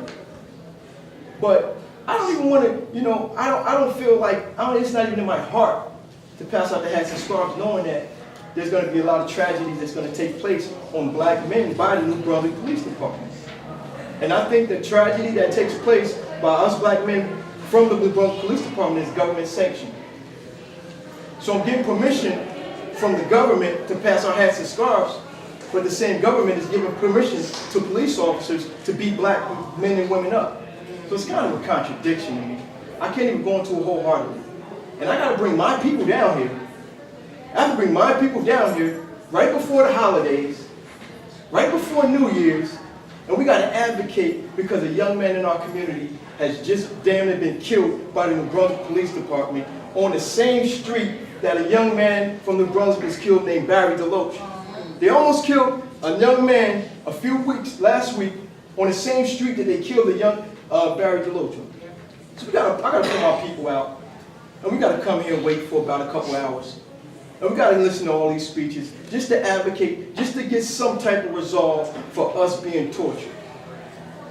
Now, you know, let's do a recap on a year. When I came here before, I brought a young lady here who was beaten up by the police, by men.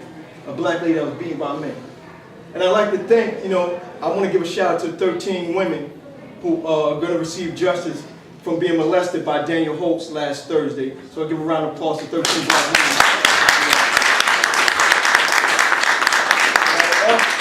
You know, I would also like to know what precautionary measures do you have in place, being that there was 13 women molested by a police officer in Oklahoma City, because we had our own issue with Carolyn Sissy Adams, who allegedly was having sexual relations with a police officer that ultimately killed her. So are you going to put in any precautionary measures to stop that from ever happening in New Brunswick? Mr. Pittman, that's against the law to do that. We have precautionary measures. That stuff shouldn't be tolerated. People that get caught doing that stuff should go to jail.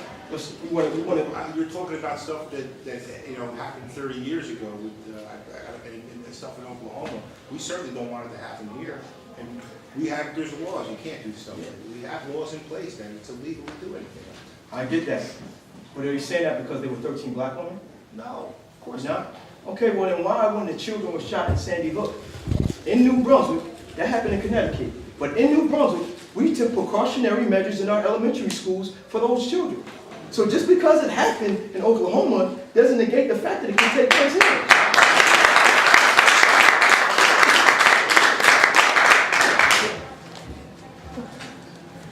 Mr. Pittman, your time's up. Do you have anything else? Yes, I do. Yes, I do. There's more after that. Yes, I do. There's more to come after him anyway. He only has 5 minutes to address the council. There's more people speaking. Okay, they're more than welcome to speak. Absolutely. Everybody has 5 minutes. You won't be president for long, Mr. Egan. I guarantee you that. Okay? Thank you. If you yell out one more time, you're going to leave the room, sir. Public meeting. It doesn't matter if it's public. It's mine. Public meeting.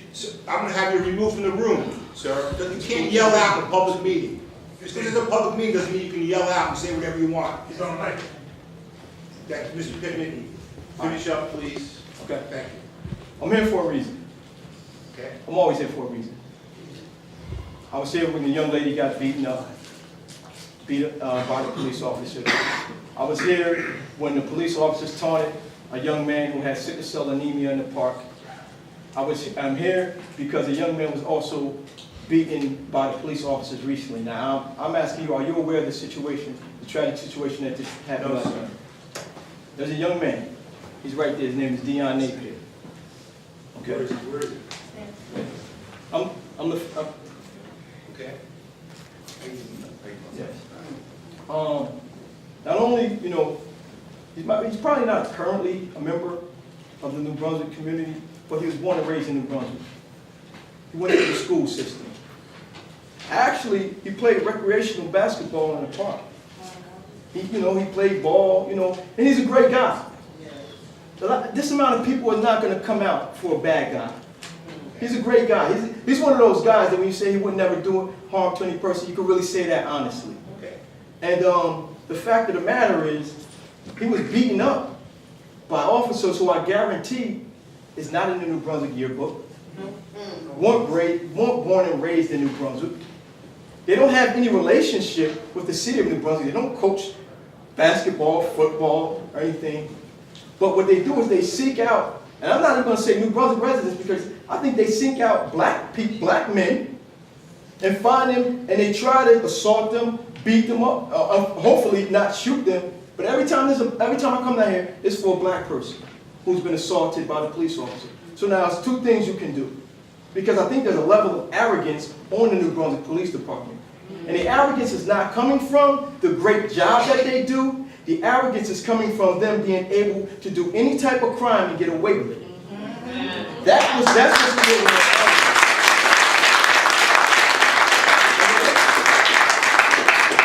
And what I'm saying is, Please finish up, sir. I'm finishing up. Okay, thank you. I'm finishing up. Okay. And what I'm saying is, we constantly come down here. We're constantly advocating. We're constantly trying to explain to you the torture that we're going through. You have a captain that thinks it's a joke. He doesn't take it seriously. So what should we do? I want to know if the city of New Brunswick will create a program to teach us self-defense against police officers.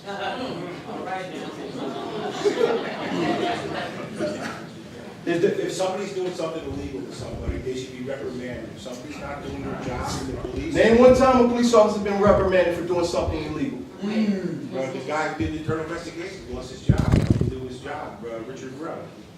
Richard Rowe didn't act solely. He didn't act by himself. Well, you just asked me to name one guy, you know. My question is, will the New Brunswick Police Department, being that this man almost died before the holidays, would they implement a program that would teach civilians to protect themselves against police brutality?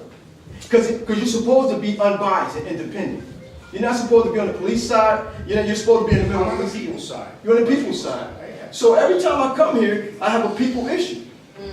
So, and listen, either you think I'm making this up, or you're supporting the tyranny that we're under. Mr. Pittman, you're telling one side of the story. I don't even know the other side of the story. Ask your captain the other side. I don't know why the gentleman was even involved with the police officer. You just came here and tell me all these things. You asked me if I heard about it. I'm going to tell you this. Hold on, hold on. Okay. You asked me if I heard about it before. I said no. Okay. Okay. I don't know the situation was going on. You can come down here and say that the walls are gray or whatever. I'm just trying to get to all the sides of the story. That's your side of the story. Okay. And usually there are three sides to the story. Seriously? Yes. I didn't give you a side yet. I didn't tell you that he had 3 broken ribs and a You didn't punctured say lung. anything. All you said, you did. You said he was brutally, please me, I don't want anybody yelling out in the room, or you're gonna be asked to leave. I said that if he was involved with the police department, I don't know what the side of the story is. You said he was beaten by, roughed up by New Brunswick police, did you not? Yes. Okay, that's what you said, that's what I'm going on. He had 3 broken ribs, Okay, punctured lungs. okay. It was so serious. His injuries were so serious that they operated on him while he was still handcuffed to the bed, a hospital bed.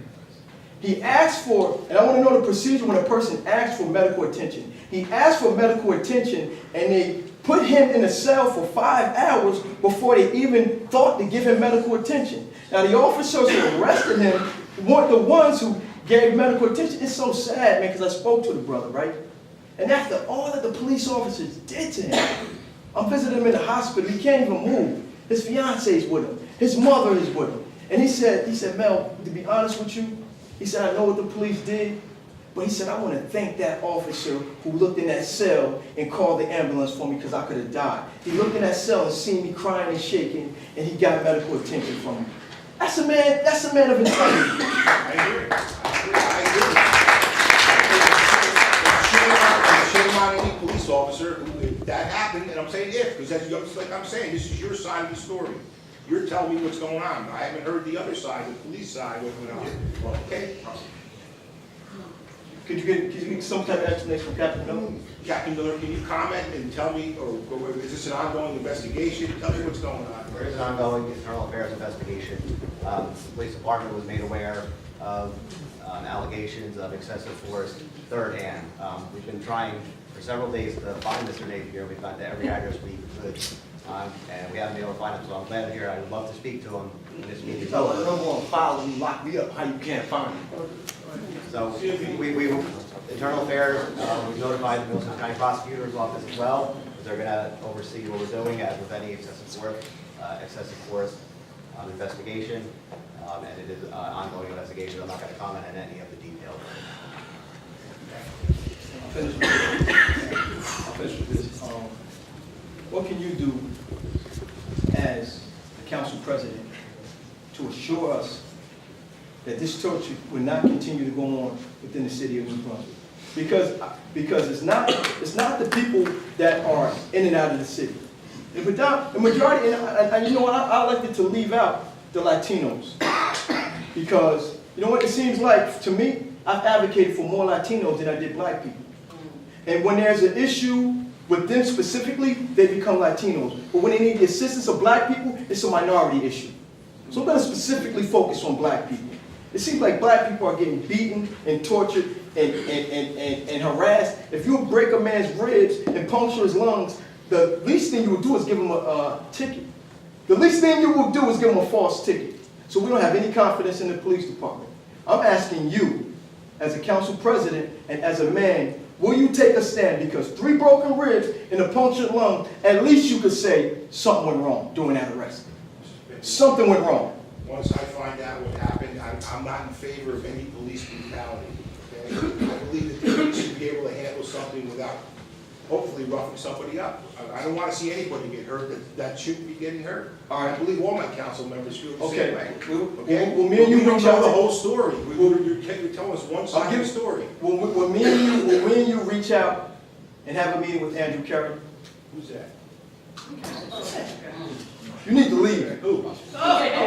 I'm sorry, I don't know him by his first name, Prosecutor Curry, I didn't know his first name. Well, he didn't earn the respect to call me. I call him Andrew Kerry. Okay, I don't know, I Well, met him twice. Can, you know, me and you set up a meeting to sit down with him and put together something effective to make sure that this doesn't happen again to anybody, but specifically black people.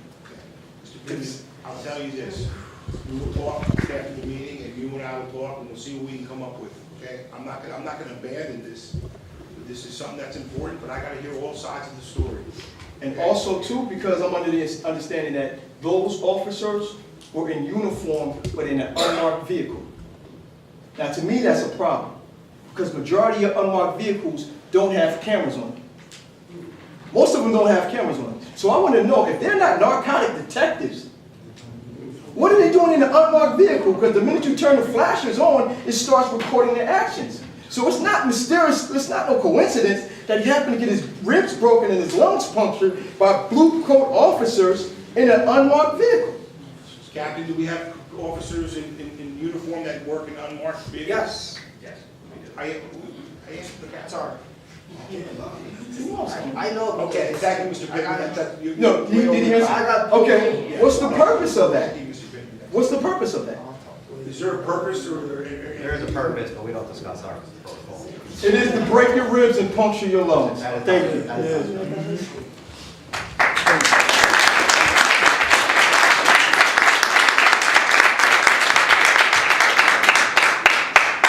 Good evening. My name is Nathaniel Davis. I'm the attorney for Don Napier. I also represent several other plaintiffs and lawsuits against the city of New Brunswick.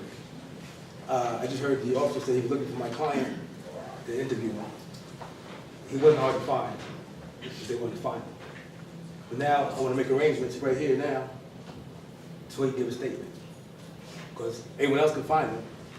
I found him. The police knew where he was. He was chained to the bed. And I was a little offended by that comment. They didn't know where he was at. He was in the hospital for 3 days. 6 days. They left him in the hospital. He had to get surgery, chained to the bed. They wouldn't even uncuff him. And the doctor asked, can he be uncuffed? The officer said, no, he can't. That's a sad state of affairs. Now, I'm not going to go into details because, you know, I'm an attorney. I don't want you to say anything. Yeah, I got it. I don't want you to say anything. The doctor won't say anything. But right now, I need to know, is this going to be handled by New Brunswick or by the prosecutor's office as far as investigation? I'd rather have this go to the prosecutor's office. It's a combination, it's internal affairs with a combination from somebody from the Middlesex County Prosecutor's Office. There will be somebody from the Middlesex County Prosecutor's Office involved. So now, at this point, so I'll be the point person. Okay? Do I need to speak to your Sorry, sergeant, captain? Yep. All right. You're the captain, you can have a conversation, But- we can set up a date. To be honest with you, I would prefer to have this going to the prosecutor's office. Because this is a serious injury. This man almost died. You have to meet with the captain, and you guys can talk it out, and then if that doesn't work out. So I'll wait for the captain outside, and we can make arrangements. Okay, sir. All right, thank you. Yeah, thank you. Anybody else like to address the council this evening? Anybody else? Yes. Bernadette Shabazz, Somerset, New Jersey. I really don't have much to say to the council. I just basically want to echo, I want to talk to the people, but I have to address the council. don't want to echo on what Tremel Pittman said. I don't think, he's asking if you guys are going to do something about it, or you're not going to do anything. Tremel, they're not going to do anything. What they're going to do is shut their mouth and try to beat the case. They're going to try to protect the officers. They're never going to have any information, and they're never going to do anything. For a few years, we've been telling you there's a problem in the Brunswick Police Department. We came here and we did everything but beg you to fix it. People are dying and you don't care. And at the end of the day, you're going to have to start caring, because we're not going anywhere. I gave up on coming to these meetings because I know you don't care. And you guys, for the record, the city of New Brunswick, you didn't beat my husband. He proved his case. You could read all the information that he gave you and see that the officers perjured themselves. He provided you with all the information to prove these officers violated his rights. So it doesn't matter whether it went to court and the jury heard it, or if it got dismissed on a technicality because of a time period in which he filed, which we know the judge reserved the decision for 9 months, and she did what she did and prolonged everything, hoping that he didn't know he only had a certain amount of time to file the case. So you got it on a technicality. These cops will get away with what they did. But we all know that that man proved his case to this council, and you still did nothing. Because you don't care. And you don't care about this brother sitting right here. You're not going to speak out against the police officers that did it. You're all going to shut your mouth and do whatever Captain Miller and these attorneys tell you to do to try to beat the case or not get beat too bad. You're disgusting. And you need to do something about your police officers before the police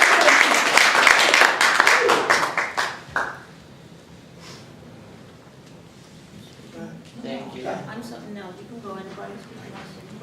Henry Torres, New Brunswick, New Jersey. I have a quick question for Captain Miller first. Do I do it through you or through him? Mr. Miller, the shift sergeant that was in charge that night when he was arrested and stayed in there for 5 hours. Did you talk to him about anything? About any disciplinary actions? No, I haven't talked to him. So the internal affairs are going to do the investigation.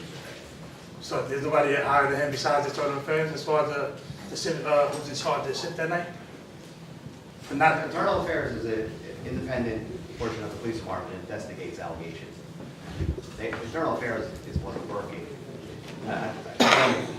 Maybe I'm not understanding what you're saying. What I'm saying is he was in there for 5 hours without any treatment. That's what the people said. We're investigating that. All right. Mr. Egan. Yes, sir. You are the president, council president, correct? Yes, sir, for a short time. Okay. Yeah, that might be true. You have no idea what goes on in the city? You said you didn't hear about this incident? You're the president? I did not hear about You don't pay attention to the city that you're council? Who just said that? Come on, really? I'm telling you the truth. The first time I heard about it is when I got here tonight. Okay, and why is that? Read this. I can't tell you that, sir. I don't know why that is. Do you pay attention to the city that you counsel? Excuse me? Do you pay attention to the city that you counsel? I sure do. But you don't know anything about any police brutality or anything like that? No, sir. That's for a council president of the city of New Brunswick, which is basically the capital of the Minnesota County. Okay. For that answer to come out your mouth is ridiculous. How do you not know what's going on? You know everything else about this city, but when it comes to our problems, you don't know anything. That's not true, sir. Yeah, it's true. Okay. Obviously, you know it's true. You've been on this for the longest. 4 or 5 years now. And I could say, disrespect, and I can get mad, and I can do that, and it seems like it never's going to change. I already know the system is built, so it doesn't make any difference for me. It's built for our demise. This is deeper than what it is now. But what do you plan to do? Is it internal affairs every time? Internal affairs is part of the same system. What do you plan to do as a president now? Before you, it was Mr. Escobar, the president. Excuse me, Mr. Racine, then Mr. Escobar. What do you plan to do? Every time we come and speak about things like this, it's always internal affairs. We're gonna speak to them. We're gonna do this, we're gonna do that. What are you gonna do now as president? Like I've done before in the past, sir, I speak to the people at the police department, and I tell them to get to the bottom of the answer. And if people are wrong in the police department, they should be disciplined, held accountable, okay? We're not the trial and jury here. This is all done, we're not the law here. We're not the law as far as internal investigations. They go by the attorney. You shake your head, no, you don't like my answer. No, I know you don't like my answer. I'm not saying I don't like your answer. I don't like you don't like my answer. But every City time you come council, in- we don't have the authority to do this. What authority do you have to do? I could, What right authority? here, sir, everything that we do here is the authority we have to do on this piece of paper. You are speaking for the city of New Brunswick and the people. Sir, this is the type of government we have in the city of New Brunswick. The city council does not run the police department. Of course not. I cannot call the police director tomorrow and tell him to put 50 guys. But you can put your foot down, can't you? If there's something wrong, No, Sir. not just this case. In the past too, you can put your foot down, correct? sir, if something was wrong, and somebody did something wrong, I would certainly intervene and say somebody should be disciplined, but I don't have, we're hearing one side of the story here, we're talking about here today. We're not hearing, I haven't heard the police side, there's two sides of the story. I can't believe that a cop would just go up to a guy and just beat him up for no reason. That's what I want to hear. That's what I want to hear. Well, I'm not saying no. No, that's what I want to hear. Well, I can't believe that there was not a reason for the altercation. I'm not saying the cop was wrong or right, I'm not saying the gentleman's wrong. Mr. Egan, Yes, sir. if I have a no license on me, and I'm drunk, and you can put 1,000 things on me, and I leave from a police scene, and the police pull me over, beat me up in the backyard, and do the things that they did to him, do I deserve that? Because I have a license? No. So what are you waiting for? Sir, you just told me that's one side, I heard you, is that what the story is? Is that what happened? I'm giving you examples. Okay. Same thing as Barry DeLuise. Same thing as everybody.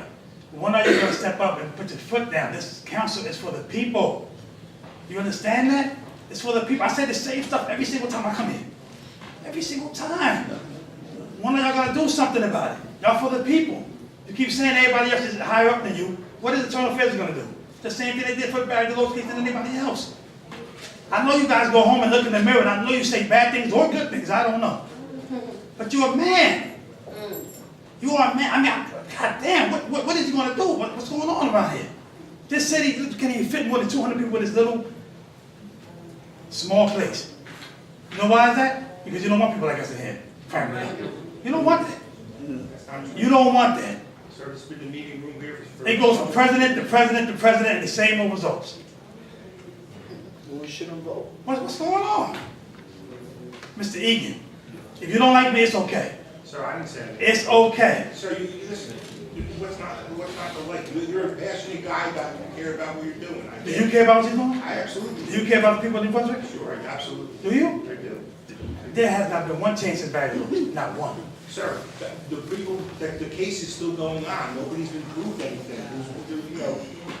A murder case has gone on this long? Are you serious? Sir, listen, I'm not gonna get into dialogue back and forth. Do you have anything else you want to comment on? Yes. Go ahead, sir. Let me come up with one.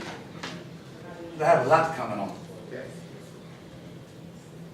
You being the president of the council for the city of New Brunswick, once again, you have the right, and you can put your foot down, and you can speak to that mayor over there, right down the hall. You gonna tell me that you never had any meetings and conversations with him? You can tell me that. Have you? Yes, no? So I'm just gonna ask you to move on with your statements. Just keep So going. you don't wanna answer my question? Of course I have. Okay.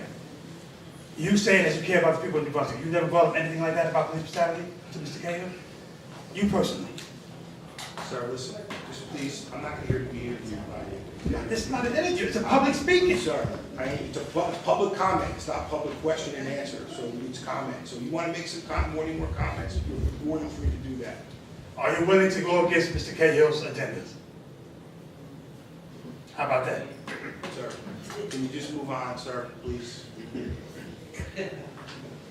This is what y'all voted in. Every year. This is what y'all voted in, every year. Same stuff. And you care about the people in New Brunswick, right? You care. And you care, and you care, and you care, and you care. I mean, what, you don't get tired of people saying stuff like that to you? Does it bother you? When you go home and kiss your kids, what do you say to them? You have family? You have friends? You think that's it's just about the business side of it? It's not about the people? You don't care about that? What are you waiting for? You waiting for a war out here? Is that what you're waiting for? I said the same thing last time. Sir, your time is up. What are you waiting for? Your time is up, sir. Thank you. I know the devil's seed is in you. It's breathing in you. But you still can change that. You as a white man in this day and time can change that. But you don't want to change it because you're under that man's rule. Thank you, sir.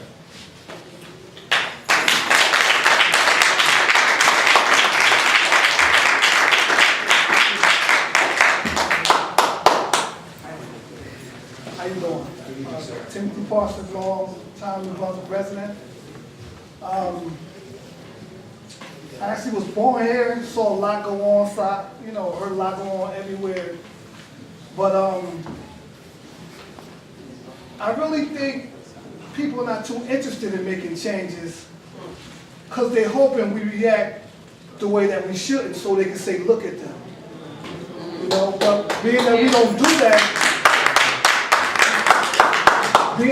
do that, they sit back, police do what they do, and then they give them death duty so they can disappear for a little while, and then hopefully the case is solved. They give somebody a little bit of money to be quiet, and I'm not here to bash you. I just really want you to have something to think about. I can't see me being in charge of some kids, because I used to coach football, I have kids of my own. I can't see me being in charge of some kids and something goes seriously wrong with them and I go home and sleep good at night. I can't be in charge of something and let it falter under my eye, because I don't feel like a man then. It's not about black or white to me. It's about justice. It's about we as a people, without that blue on and that badge, what do we mean? It seems like the badge means it's okay to do whatever you want to do because you're going to get away with it. That badge means, okay, look, we got you when this go down. And we've seen it in the past. I grew up in New Brunswick, as I explained, and I've seen many instances where things happened to my cousin. That was my cousin that got beat and was in the hospital for 6 days and you didn't know about it. And I guarantee you that those cops are going to walk. You know why? Because they're going to let time go by. They're going to let it drag on for like 3 years. They're going to offer him $200,000, which ain't going to do nothing. And they're going to hope we let it go. You know what happens? And I want to apologize to my community because this is only the second meeting I've ever been to. I have a lot of respect in New Brunswick because of what I do for the community. And I let a lot of other things shy me away from this, but I guarantee you I'm going to be here now. And I don't know negative. I want positive in New Brunswick. But I want to help my people go about it the right way. What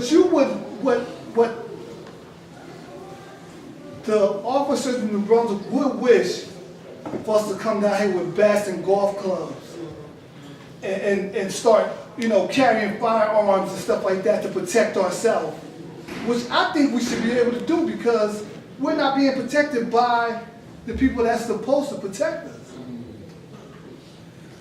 It's a real, it's very unbalanced.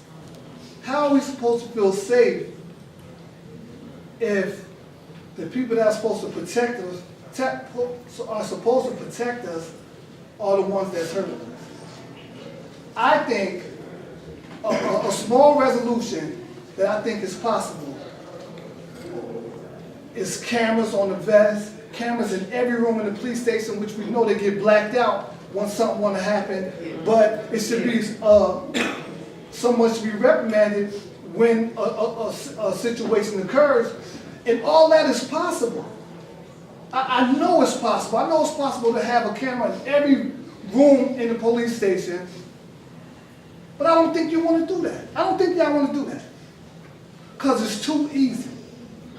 You know, it's too easy to be done. That could have been implemented a long time ago. A lot of things could have been not happened if we would have just took the proper, channel of making sure these things didn't happen. But I don't think you have an interest in stopping that. I think you have interest in everything else and hope we're going to kill ourselves out here and the ones that don't kill each other, you do it. I'm begging you to help New Brunswick. I'm begging you to help us. A lot of us minorities need more help than you think. Even though if we do something wrong, I think we don't deserve to get our ribs broke or left in a cell for hours, no matter what we do. If I spit in a police officer's face, he is not supposed to beat me down. Am I right or wrong? Right. So I think things supposed to be taken in a proper manner, but it's never taken like that. It's taken the way they want to handle it, and then it's hushed. I'm just asking for a resolution. That's something that can cease this, because it's getting worse and worse. The city of New Brunswick is getting brought up real big. A lot of people like it, but when they get down to the core of it and see what's really going on, then they see the real New Brunswick. I'm just asking for a resolution. Thank you.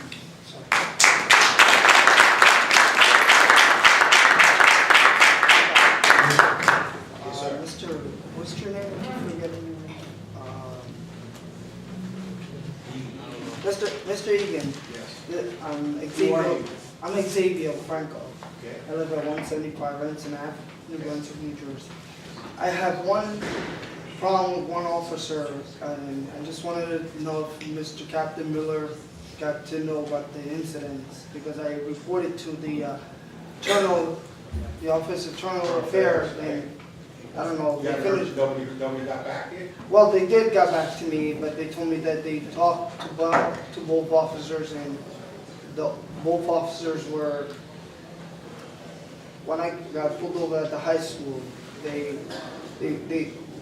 talked to, the office talked to them, and it wasn't, they lied to the internal affair, and I just, and now I have to go to court on the 21st. Okay. And I went with my attorney last time in court. I told Judge Hovish, this is the last time I'm coming to court, because I came 2 times already, and it wasn't resolved. My attorney came, the attorney, Michael Balcastro, came and talked to, they called the officer didn't want to negotiate with the prosecutor, and now this is the, next week, Monday, I'm going to be in court with the 2 officers. I want to know if Captain Miller would speak to Sergeant Traeger, because both officers. I don't know if you can comment on it, it's in court, Captain. But I think Mr. Franco, he has an issue with the court right now, and he's not happy with the way it's going in court, but internal affairs doesn't get involved with a court matter. You know, the judge is overseeing that case. I would recommend he speak to the judge if he has an issue with the officer. It's not an internal affairs issue. If he has a specific demeanor complaint or something about the officer, that'd be a different story. But what he's referring to is he's not happy with the way the court proceedings are going. My question is if he can, when I was there, when I got pulled over, the 2 officers was smiling after I got the tickets. They were both talking to each other, started smiling and everything. It was Detective Hudson and Sergeant and Lieutenant Trent, now that become a lieutenant. Trent, yeah. He become part of, and I think they should protect New Brunswick more than stop being a clown, as an officer. Because I see a lot of the officers, they sit at Dunkin' Donuts every day in the morning. I see 8 of them, or 10 of them sitting at Dunkin' Donuts every morning. At Dunkin' Donuts right here on George Street. And next time I come here, I'm going to bring you some pictures so you can see the officers sitting there. Because when you call them, like for example, for an emergency, they show up at the last minute. When you need them for an emergency, they don't come the same like North Brunswick. You call North Brunswick, they come right away. But New Brunswick, when you call them, they don't come. I don't know, you need to bring, you know, as city president, I think you should, like everybody else, because they're getting hurt. A lot of people getting hurt and getting kicked by officers. And we need to get the city moving. If we want to vote for everybody, like all the presidents, I think they should do something. You know, as people in town, you know. Thank you.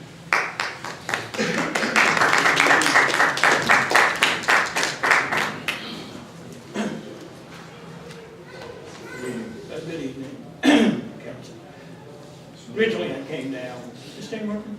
Okay. Originally, I came down concerned about the resolution for Dr. King Corner, the celebration that we're going to have on January 18th. But I'm here, and I hear the frustration and the pain. And I wanted to come down to congratulate you and thank you, Council, for working with me. But I hear my man Ever, I guess Ever, you missed when we were down the project, you can call me as a policeman and make out the basketball schedule for Feaster Park. Those were the good old days. And young man over there, we were at the football game and we were talking about Dr. King and what you said. Come on, come on, come on, come on, come on. There's a lot of things I said, but I don't. No, let's, because when I had this picture of Dr. King put on the wall of Sanford and George Cumber, I didn't want any frustration there. Because frustration, it just don't look right. It's like a football team that's frustrated because they didn't practice. Of course you're not going to do well in the game. And what we're talking about now is leadership. And what you told me, we need Dr. King. And we need to work together. This right here is a result from the young men and women that lived in memorial homes, that lived in the black neighborhood along with Latinos, that I guess you ran me every day as a cop because of something that you wanted to do. That was your initiative. And I remember I went into the office of the police director and said they wanted to have a basketball program in Feaster Park. He immediately put me in charge with Nobby Woods, who's blind now. And you guys made a hell of a program. I can recall times when I took the drill team out of town. And you ran Feaster Park until I got back for a week. But we are making progress. Yeah, we need to have the neighborhood. And we need policemen in the neighborhood that we know. And I'm not here to try to pat my hand in this because I'm just a neighborhood person that care about people. Now, we're going to figure it out. Now, it's not that bad. You guys did a great job, and I'm listening. But if I argue, and my jaws is poked out, and my lips are stuck, poked out like that, then we're not going to be able to communicate, and we're not going to be able to solve these problems that we have. So, I remember City Council, it was a problem for us to get the Dr. King Corner. And we fought. And I remember Council Galati, I was talking to her from my yard to her backyard that we need a corner. And we need Dr. King. And she said, Jimmy, that's right. I said, okay. Went home, my wife said, that's right. Rebecca was council president. My sister was in the hospital sick at Robert Wood. I came down to one of the meetings. I had to get a little hot there with Mr. Patterson. And, but as a result, we got, now it might only be a corner. Like Feaster Park was just a park. But we had Brooklyn, New York coming there. We had a lot of people. And we didn't have the problems that we have now because the children had something to do. And I was simply following your orders. Yeah, we got problems. And I don't like to see us like this. We should be proud. these awards I was going to give out to people like Louisville who work for the sanitation. And I look out my window and I see him working hard every day. I said, no, I'm going to give this to Louis, let him know I appreciate that. This is for Earl Summers, who worked for the departments of parks, and he's out there working every day. Yep. Earl, you're doing good. We working. We got people out there that's working and raising families. They deserve to have a push too. Put your heads up and have some pride. It's okay. I'm listening to you. You're right. I'm listening to you. But I'm talking to people every day. I was in churches. I go to churches like every day. We got people like Reverend Hannah, who's 82 years old at Antioch Church and could barely walk. He deserved to be told that he did a good job. This is Dr. King's 87th birthday. Now, I didn't want to embarrass, I didn't want to come out being mad and complain, because I look at him and I say, he did enough, man. How come we just can't be nice and come together for Dr. King and show some appreciation? So I like it, what you said, Ever. You always, I got a picture of you and the guys, the council, when you're playing ball. Your head was always up. You always could take care of business when I was out of town. We trust each other. If I come down to city council, sometimes I don't even have the paperwork. I got to use the business administrative secretary to get the paperwork right. I didn't feel good at last meeting. I couldn't come down. I had to call him to take care of the ordinance. Now, if I'm arguing and fussing, we ain't gonna get nothing done. But I didn't want to say anything. My wife is home by herself, and I got to get back home. I'm a very busy man. But I want you to know, I hear you, warriors. I hear you. Now, I might do things maybe like you might not want me to do it that way, but I'm a little older now. And so I know how to solve some things, get some things done. We need jobs. And for the jobs that the young men are doing, like Louisville, they go to work every day. I see him sometimes, he the man, only guy on there, he got to drive the garbage truck, pick up the garbage, and keep going. It be raining. Hey, I'm not today, let me go out and help him. And I stopped him over there and said, Louisville, I'm proud of you. Let's show some appreciation for those that's out there, your children, that's out there doing things. That the things that you're doing, that you learned it from somebody, I learned it from somebody. Let's make a pause here. And let's try to work together. We've been taking steps, right? I take a step with the Nation of Islam. When I speak with the business administrator, I said, well, we're having something, Nation of Islam, I'm going to be there too. I just want you to know that. I'm clear about what I'm trying to do. I'm a Christian, but I'm for everybody. Thank you very much.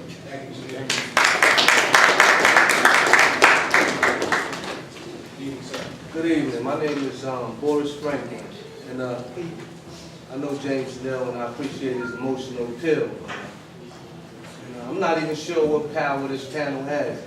I seen you flex your power one time tonight. Throw somebody out for making noise. Swift. Understand what I'm saying? But I'm really sad about the whole procedure. This is my first time. I'm so disappointed I don't even know what to say. This is more of a work study for me. I came to see what institutional racism looks like. Understand, I'm not calling anyone a racist. I'm going to say it again. Institutional racism. Because there's policies that were put in place by racist people. The reason you can't speak about things because it's a policy. Stop and frisk, targeted in African American communities or communities of color. It's a policy. It's racist. I work in Princeton. The war on drugs is in the suburbs. It doesn't look the same. You don't see them coming down here buying drugs, so you know they're buying it in their own community. I say that to say they got the dealers and the addicts. However, they don't have the late night police raids. They don't have the, it doesn't look the same. Because it's policy. See, I'm not trying to ask anyone to put down their racist ideologies if you have them. But when you put a policy in place that doesn't allow that racism to operate, there are laws in place that don't allow me to operate as a racist. There are laws in place that don't allow me to operate as an individual who doesn't like gays. There are hate crimes. There are policies in place. It didn't say they wanted to remove any of my ideologies. They said, you can't do that. And the thing is this, I've never seen such well-dressed, weak-spirited people in my life. Y'all look good. I've never seen anybody look this good and be this weak in my life. Because I'm looking at your eyes, and some of you individuals actually know things need to be done. But as a matter of policy, you can't do anything.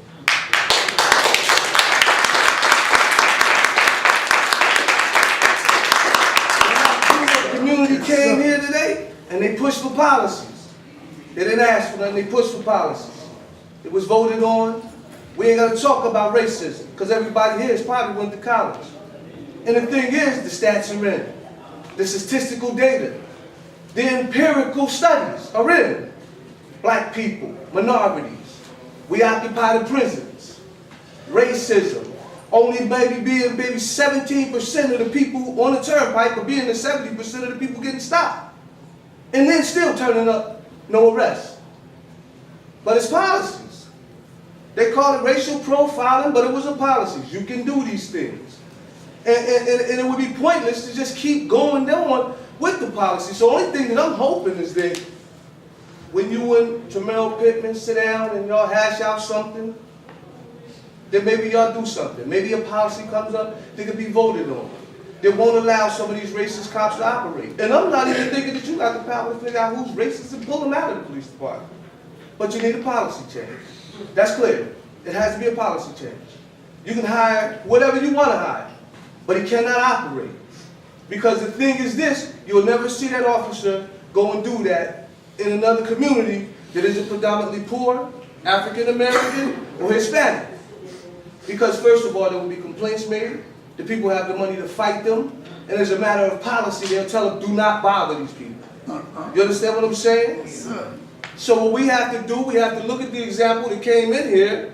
We have to educate ourselves. These people respect statistical data. They like numbers. Give them their numbers. We'll lay the numbers out for you. This is what I'm saying when I say I'll be back. We'll lay the numbers out for you.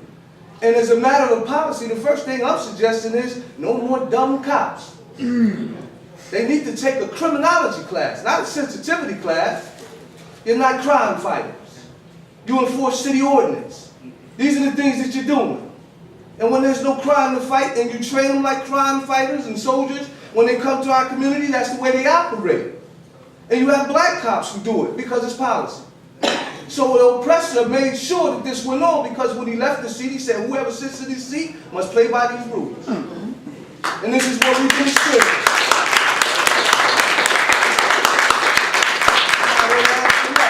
Yes, sir. I'll show you what a man looks like. Good night, people. Yes, sir.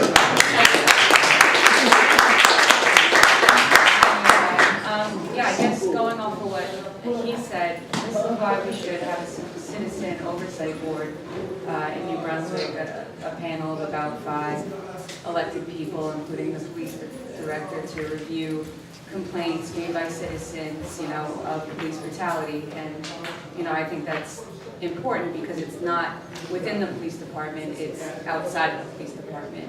Anyone can come forward and make a complaint, and then the panel would go and investigate the complaint on their own terms. And but we also need preventative measures too. We can't just look for solutions once a tragedy happens. So I guess I just have a question for the captain. How many hours are officers required to undergo sensitivity training, criminology? How many hours are the officers for sensitivity training? There's no requirement for hours. Our officers go through a sensitivity training program usually once a year when we do our in-service training. And about how many hours is that? In-service training? Yeah. We have in-service training 4 times a year, 8 hours a day. Okay. In addition to roll call training stuff, but those are required days that the officers go to training. But we have roll call training all the time. I think the city should look into, more sensitivity training and training to help, individuals who are given a badge, the tools to reduce their implicit bias, because, we're all human, we all have implicit bias. We watch TV, we listen to the radio, on the internet, and it's just a matter of maturity and intelligence and, looking within yourself. And a moment can make a difference, it can save a life. That's all I have to say. Thank you.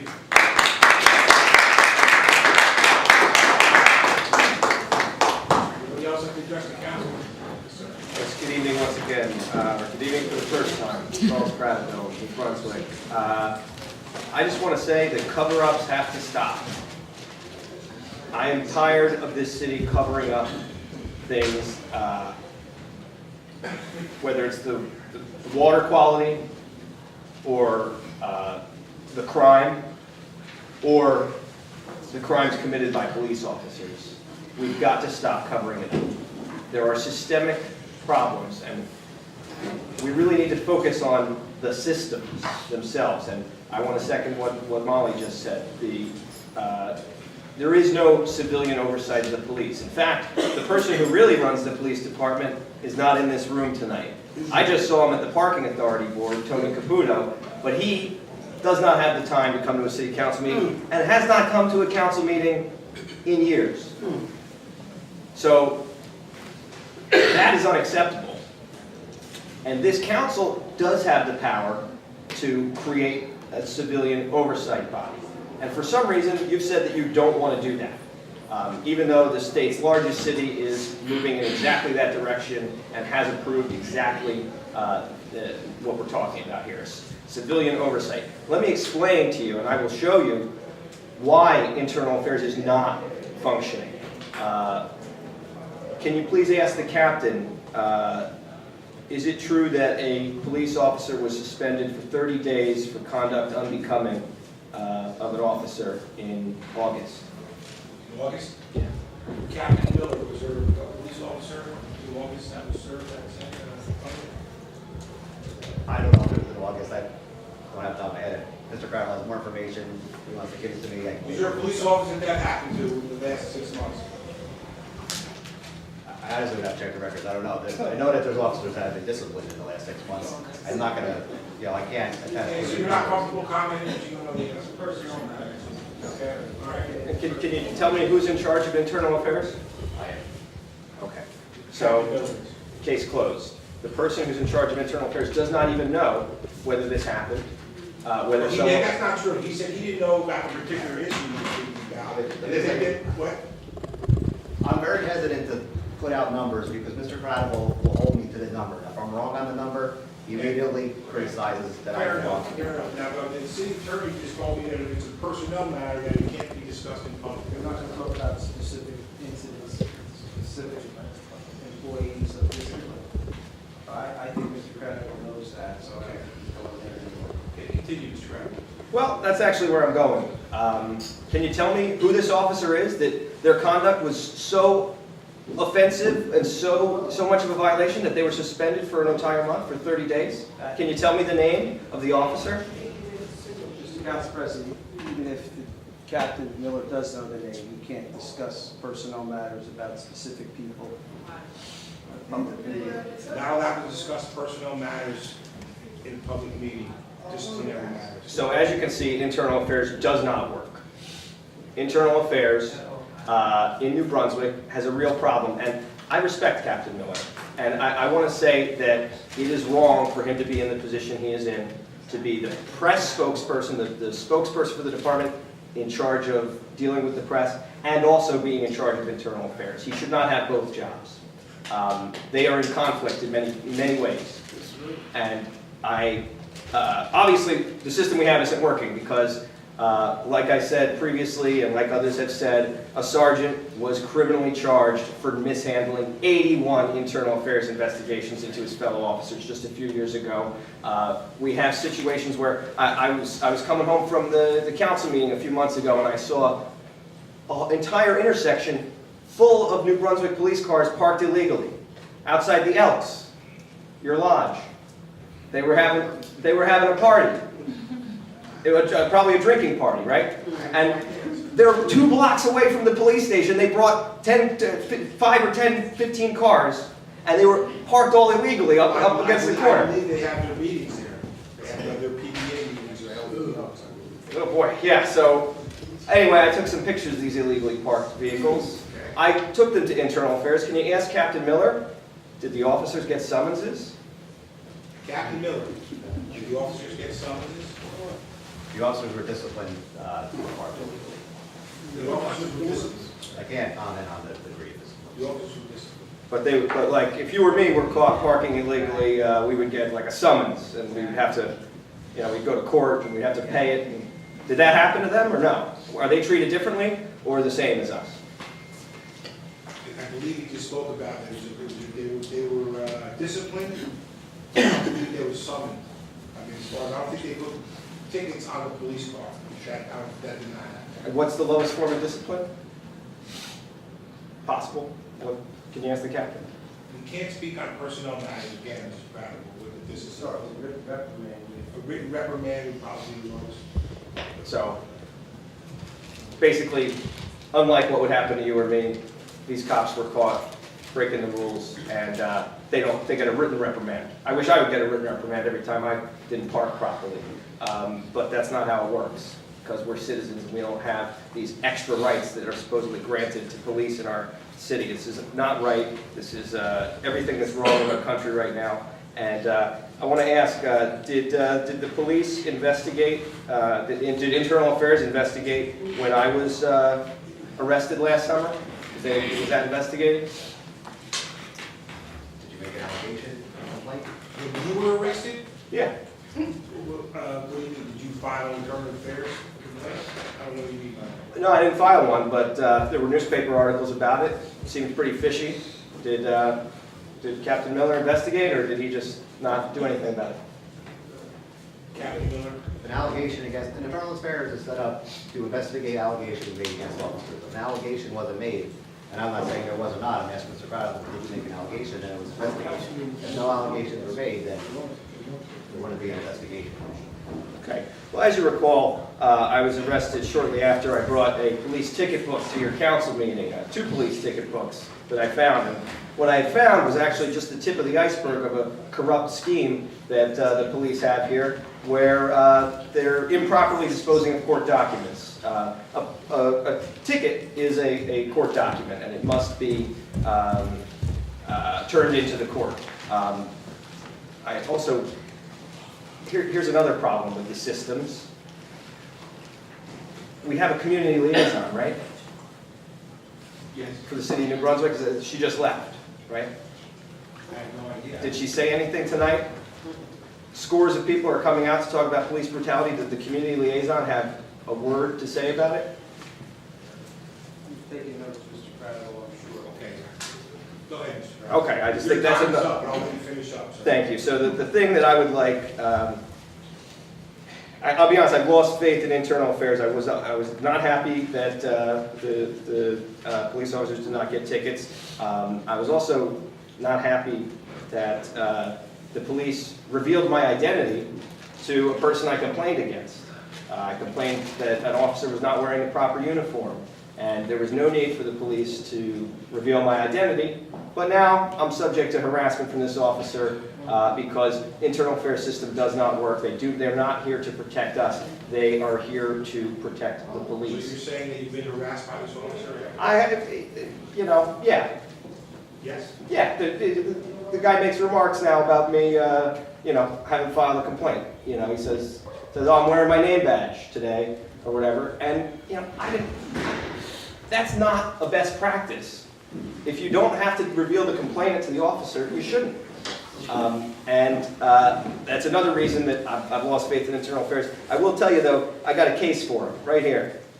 Officer Gregory Lizchak, the same corrupt officer who arrested me last summer, is guilty of the very same violation that I caught his buddy doing a week earlier.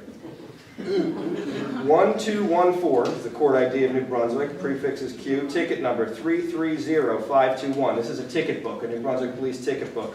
I tried to get a hold of the tickets that this officer had on a certain night, and lo and behold, my suspicion is correct here. There are only 19 tickets in this book. There's supposed to be 20 tickets in this book.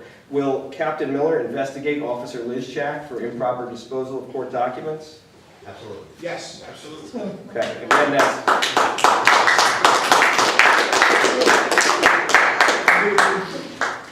Yeah, again, that's 330521 is the ticket book. You get with Captain Miller, give me the information. Yeah, I'm not going to participate in any investigations. I'm just bringing this to your attention. I hope the police do the right thing, and maybe one day they can win back my trust. But the thing that we really need and the thing that we really demand is a civilian review board. Internal Affairs does not want to release civilians.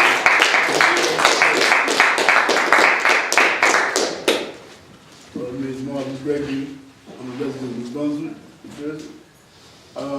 Mr. President, what's your name? Egan. Egan, Mr. Egan. Yes. This is my first time at a meeting like this.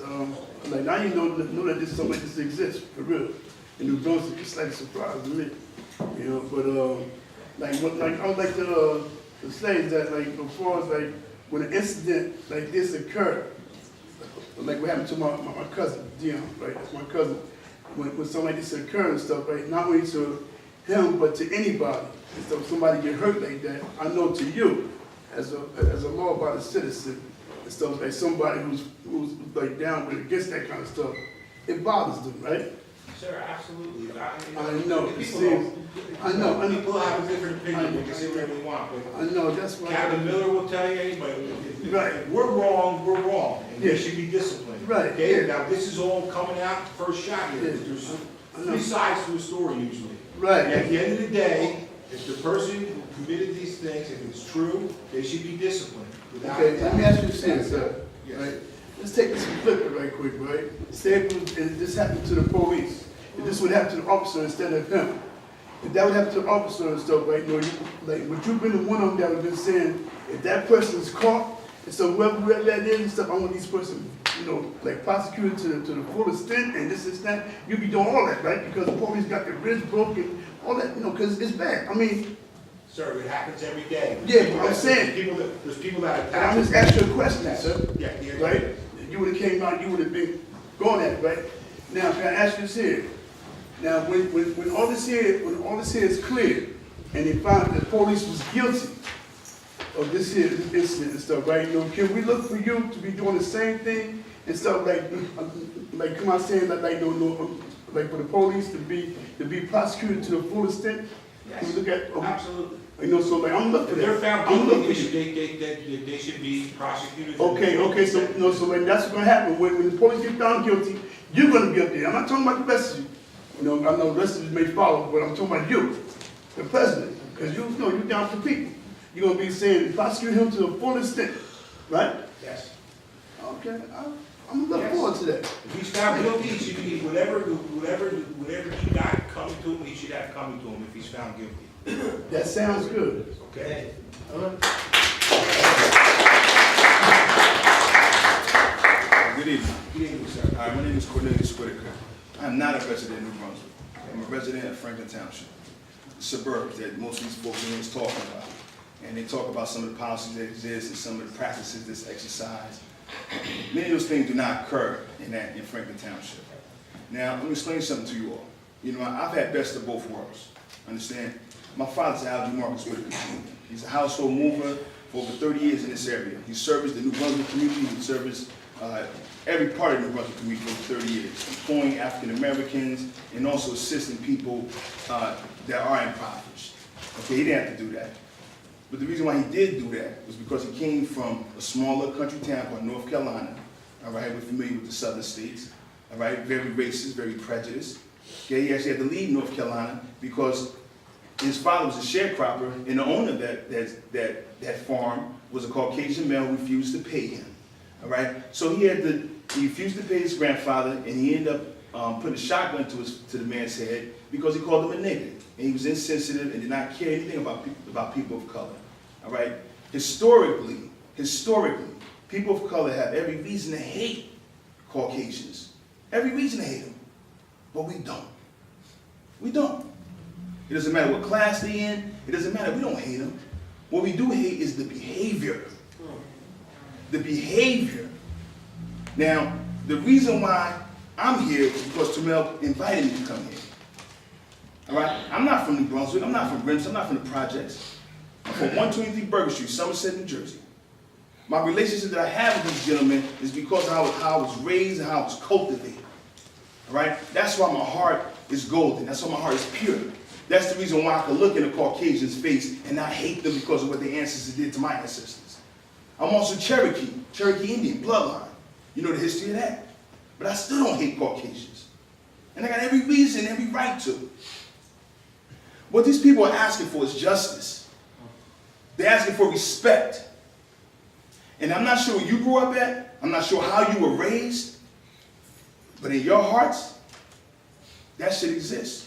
If you go to church, if you call yourself Christian, if you consider yourself godly, you're going to make sure that accountability takes place. Now, gentlemen, I'm also an educator in Newark, New Jersey. I deal with the same exact nonsense some of the police officers deal with inside my school building. They come in high, they come in drunk, they come in on pills, uncontrollable in many cases. But you don't hear about us puncturing lungs. You don't hear about teachers, security guards, breaking necks, breaking arms, breaking extremities. These things don't occur. You know why they don't occur? You want to know why they don't occur? Yes.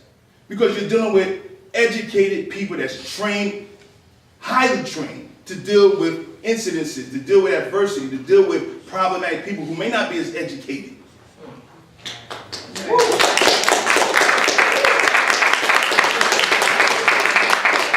Doesn't happen. You don't hear about this.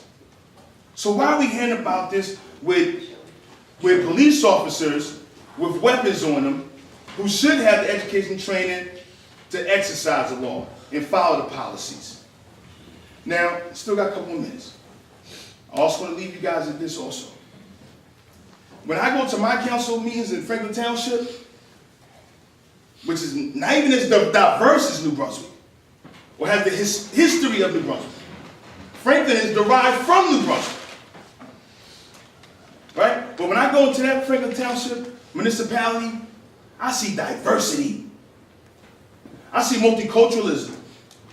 I don't see the historical dominant race controlling our policies in our city. There's a voice. We have a black man on the panel. We have an Indian man on the panel. We have Latinos on the panel. We have Caucasian men and women on the panel. I don't see any of that. In New Brunswick, that's a problem in itself. We have an African-American councilman. He's not here today. Rebecca's Latino. Who's the African-American councilman? He's absent. He's absent. All right? And not even sure that even matters. But what does matter, what happened? Yeah, I'm not even sure that matters. Me not being from New Brunswick, I'm not familiar. This is my first time here because Terrell invited me. All right? And I'm so upset and angry at what occurred with this young man that I had to come out. I had to come out and voice my opinion and speak on it. Because it has to stop. Because historically, you know that when things don't stop, violence does occur. People get tired, they get fed up. Understand that.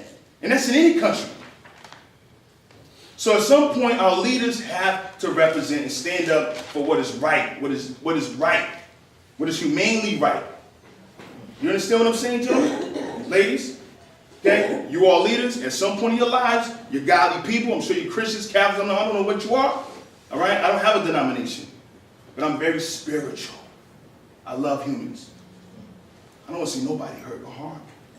And I think every one of you have that consciousness inside of you. You're educated. All right? You know the history. You know what these people want. Understand? My relationships are close with people outside of Franklin Township because I played ball with them at Feaster Park. I hung with them in the flea markets. You understand? I had relationships with them. How many of y'all got relationships with the people in the community? That's a problem. I work at Malcolm X High School in Newark, New Jersey. We have relationships in the community. I can go anywhere in the city of Newark, where I'm not even from, and get anything I need, support from anyone I want. Been there for over 21 years servicing that community. And the reason I'm making that point is because of our practices. We're educated people. I went to St. Matthias right here in Somerset. I went to Franklin High School. I went to Ramapo for my bachelor's. I went to New Jersey State University for my master's. I just went to University of Phoenix and got a master's in administration. Understand? I'm a well-educated man. And the reason why I get along with people who may not be as educated or as wealthy as I am is because of my relationships. You must create them, folks. Captain back there, you need to work on that. You need to create relationships, not come in there like overseas on a plantation. We're not going to respond well to that.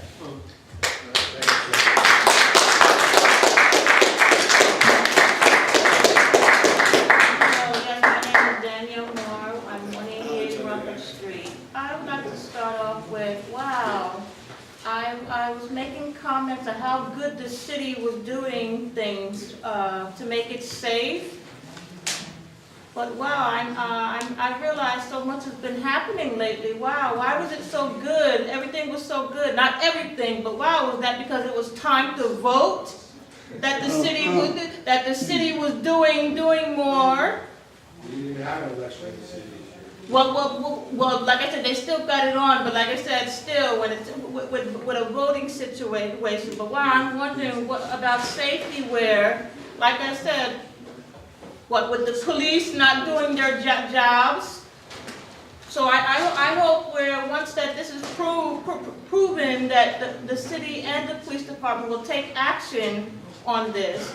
And like I said, due to where I'm wondering, the city was doing good. I will give you a compliment on that, but within the past 3 months, mainly regards with the police department, where I feel other safety issues that they have not been participating, helping out to make it safe.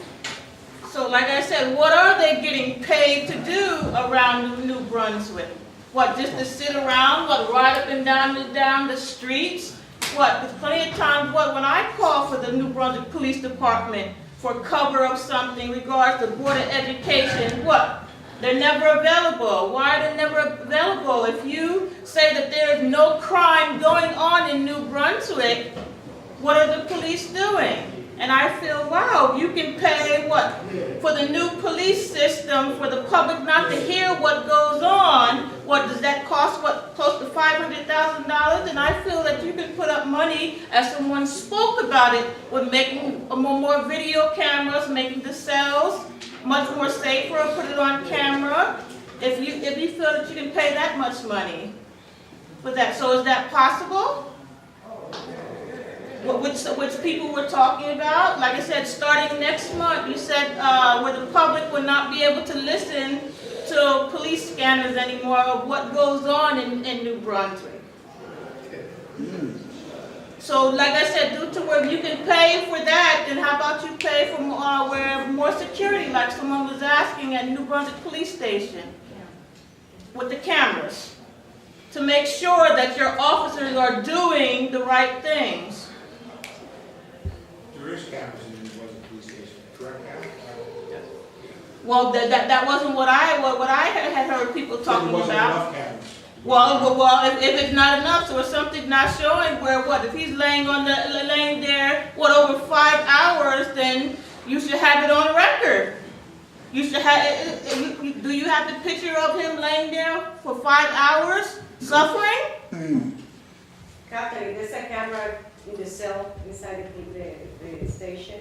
There are cameras in the cells, So this, but I can't discuss. No. So there are cameras all throughout All the over court. there. There are not cameras in every room, as the one person would like to say. Well, turned off, didn't they? Excuse me, let's continue. Nobody can talk.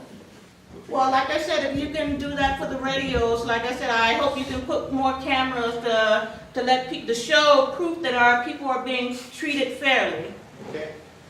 Then also due to where, I don't mean to change the subject, but I gotta get going. Due to where I had asked you for the safety of fixing some things in New Brunswick, and the city has not even responded. It's been 3 to 4 months now.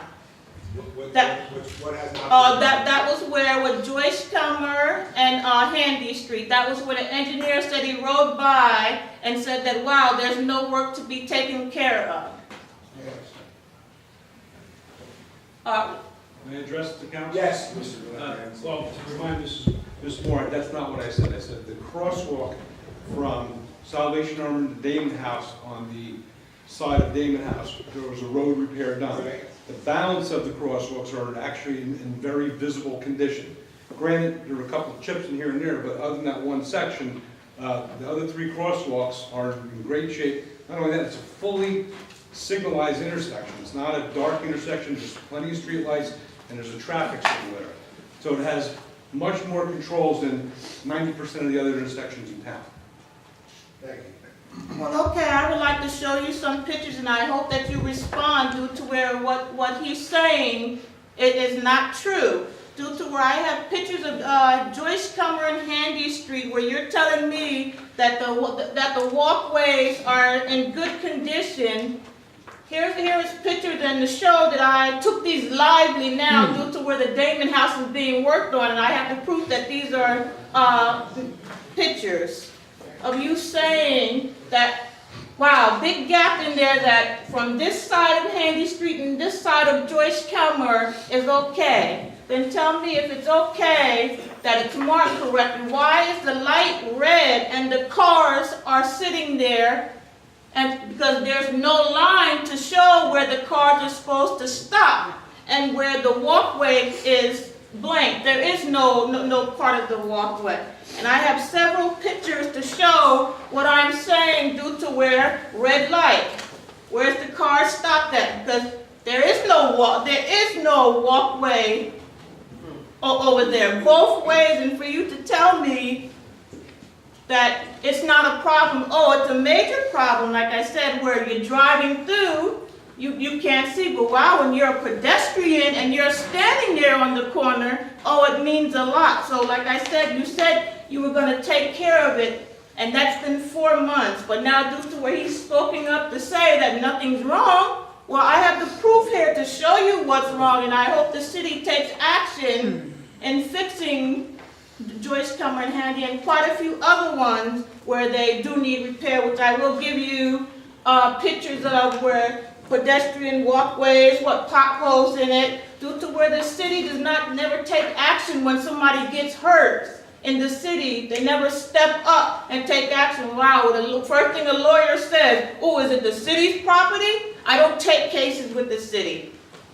Because what? You never pay for any damage that when a person gets hurt. So I hope that you will take action with Joyce Comer and Handy, Saddam and French Street where the light switches are not working. I also mentioned to you Joyce Comer and Delavan, no, the light switches aren't working.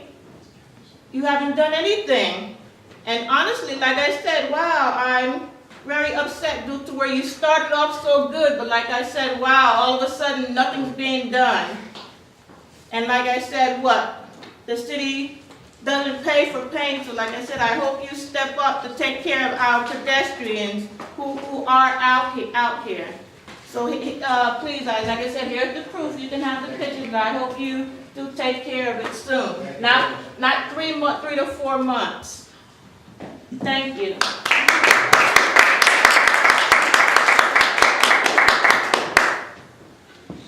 Good evening, my name is Matt Smith. I'm a resident of New Brunswick, 123 Livingston Avenue. And I just wanted to add a few remarks. So I think, even just supposing that the council president didn't know anything about the incident that took place now about a week ago,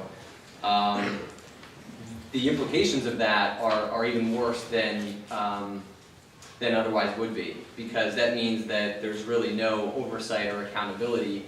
And for a city council to not have any communication with the police department with these instances of police brutality seems to me like a major problem that would need to be addressed. So clearly there's something not working. And because the council president was very quick to say that this is not the council's job and pass it off to the police department, internal affairs, and the legal process, I actually want to recommend a few more things that the council can and should do to address the problem of ongoing police brutality and police corruption in this city. The first thing that was already mentioned tonight is pass a municipal ordinance creating a civilian review of the police department with subpoena power. That would be a common sense measure. If the city doesn't have the capacity to provide the necessary oversight, and if there's problems in the internal affairs process, why not let people in the city fill that void? In addition to the police review board, you can hold a hearing about this instance of police brutality and actually ask the captain for answers regarding the instance or the police officer that was involved. You can require that new police officers who are hired in the city actually have requirements to live in the city in which they police. Again, a common sense measure. And if none of this works, you control the police budget. I don't have the exact numbers in front of me, but I would imagine, based off what I'm seeing, is that the police budget, if anything, has been growing. And if clearly the police aren't working for the people that elect you and that pay for their salaries, then we should defund the police and come up with alternative mechanisms to ensure the safety and well-being of our communities. But I doubt very seriously that any of this is being considered, because at the first instance that someone brought up the fact that the city council could take action on these issues, it was very quick to pass the buck and say that this is not your job.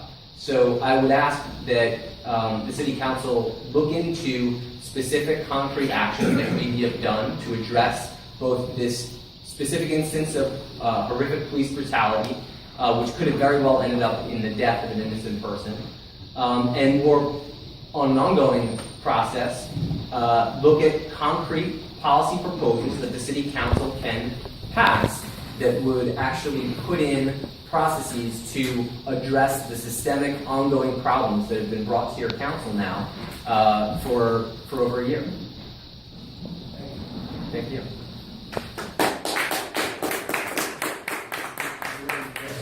Anybody else want to address the council this evening? Seeing none? Second, please. Councilmember Anderson. Councilmember Escobar. Councilmember Garlotti.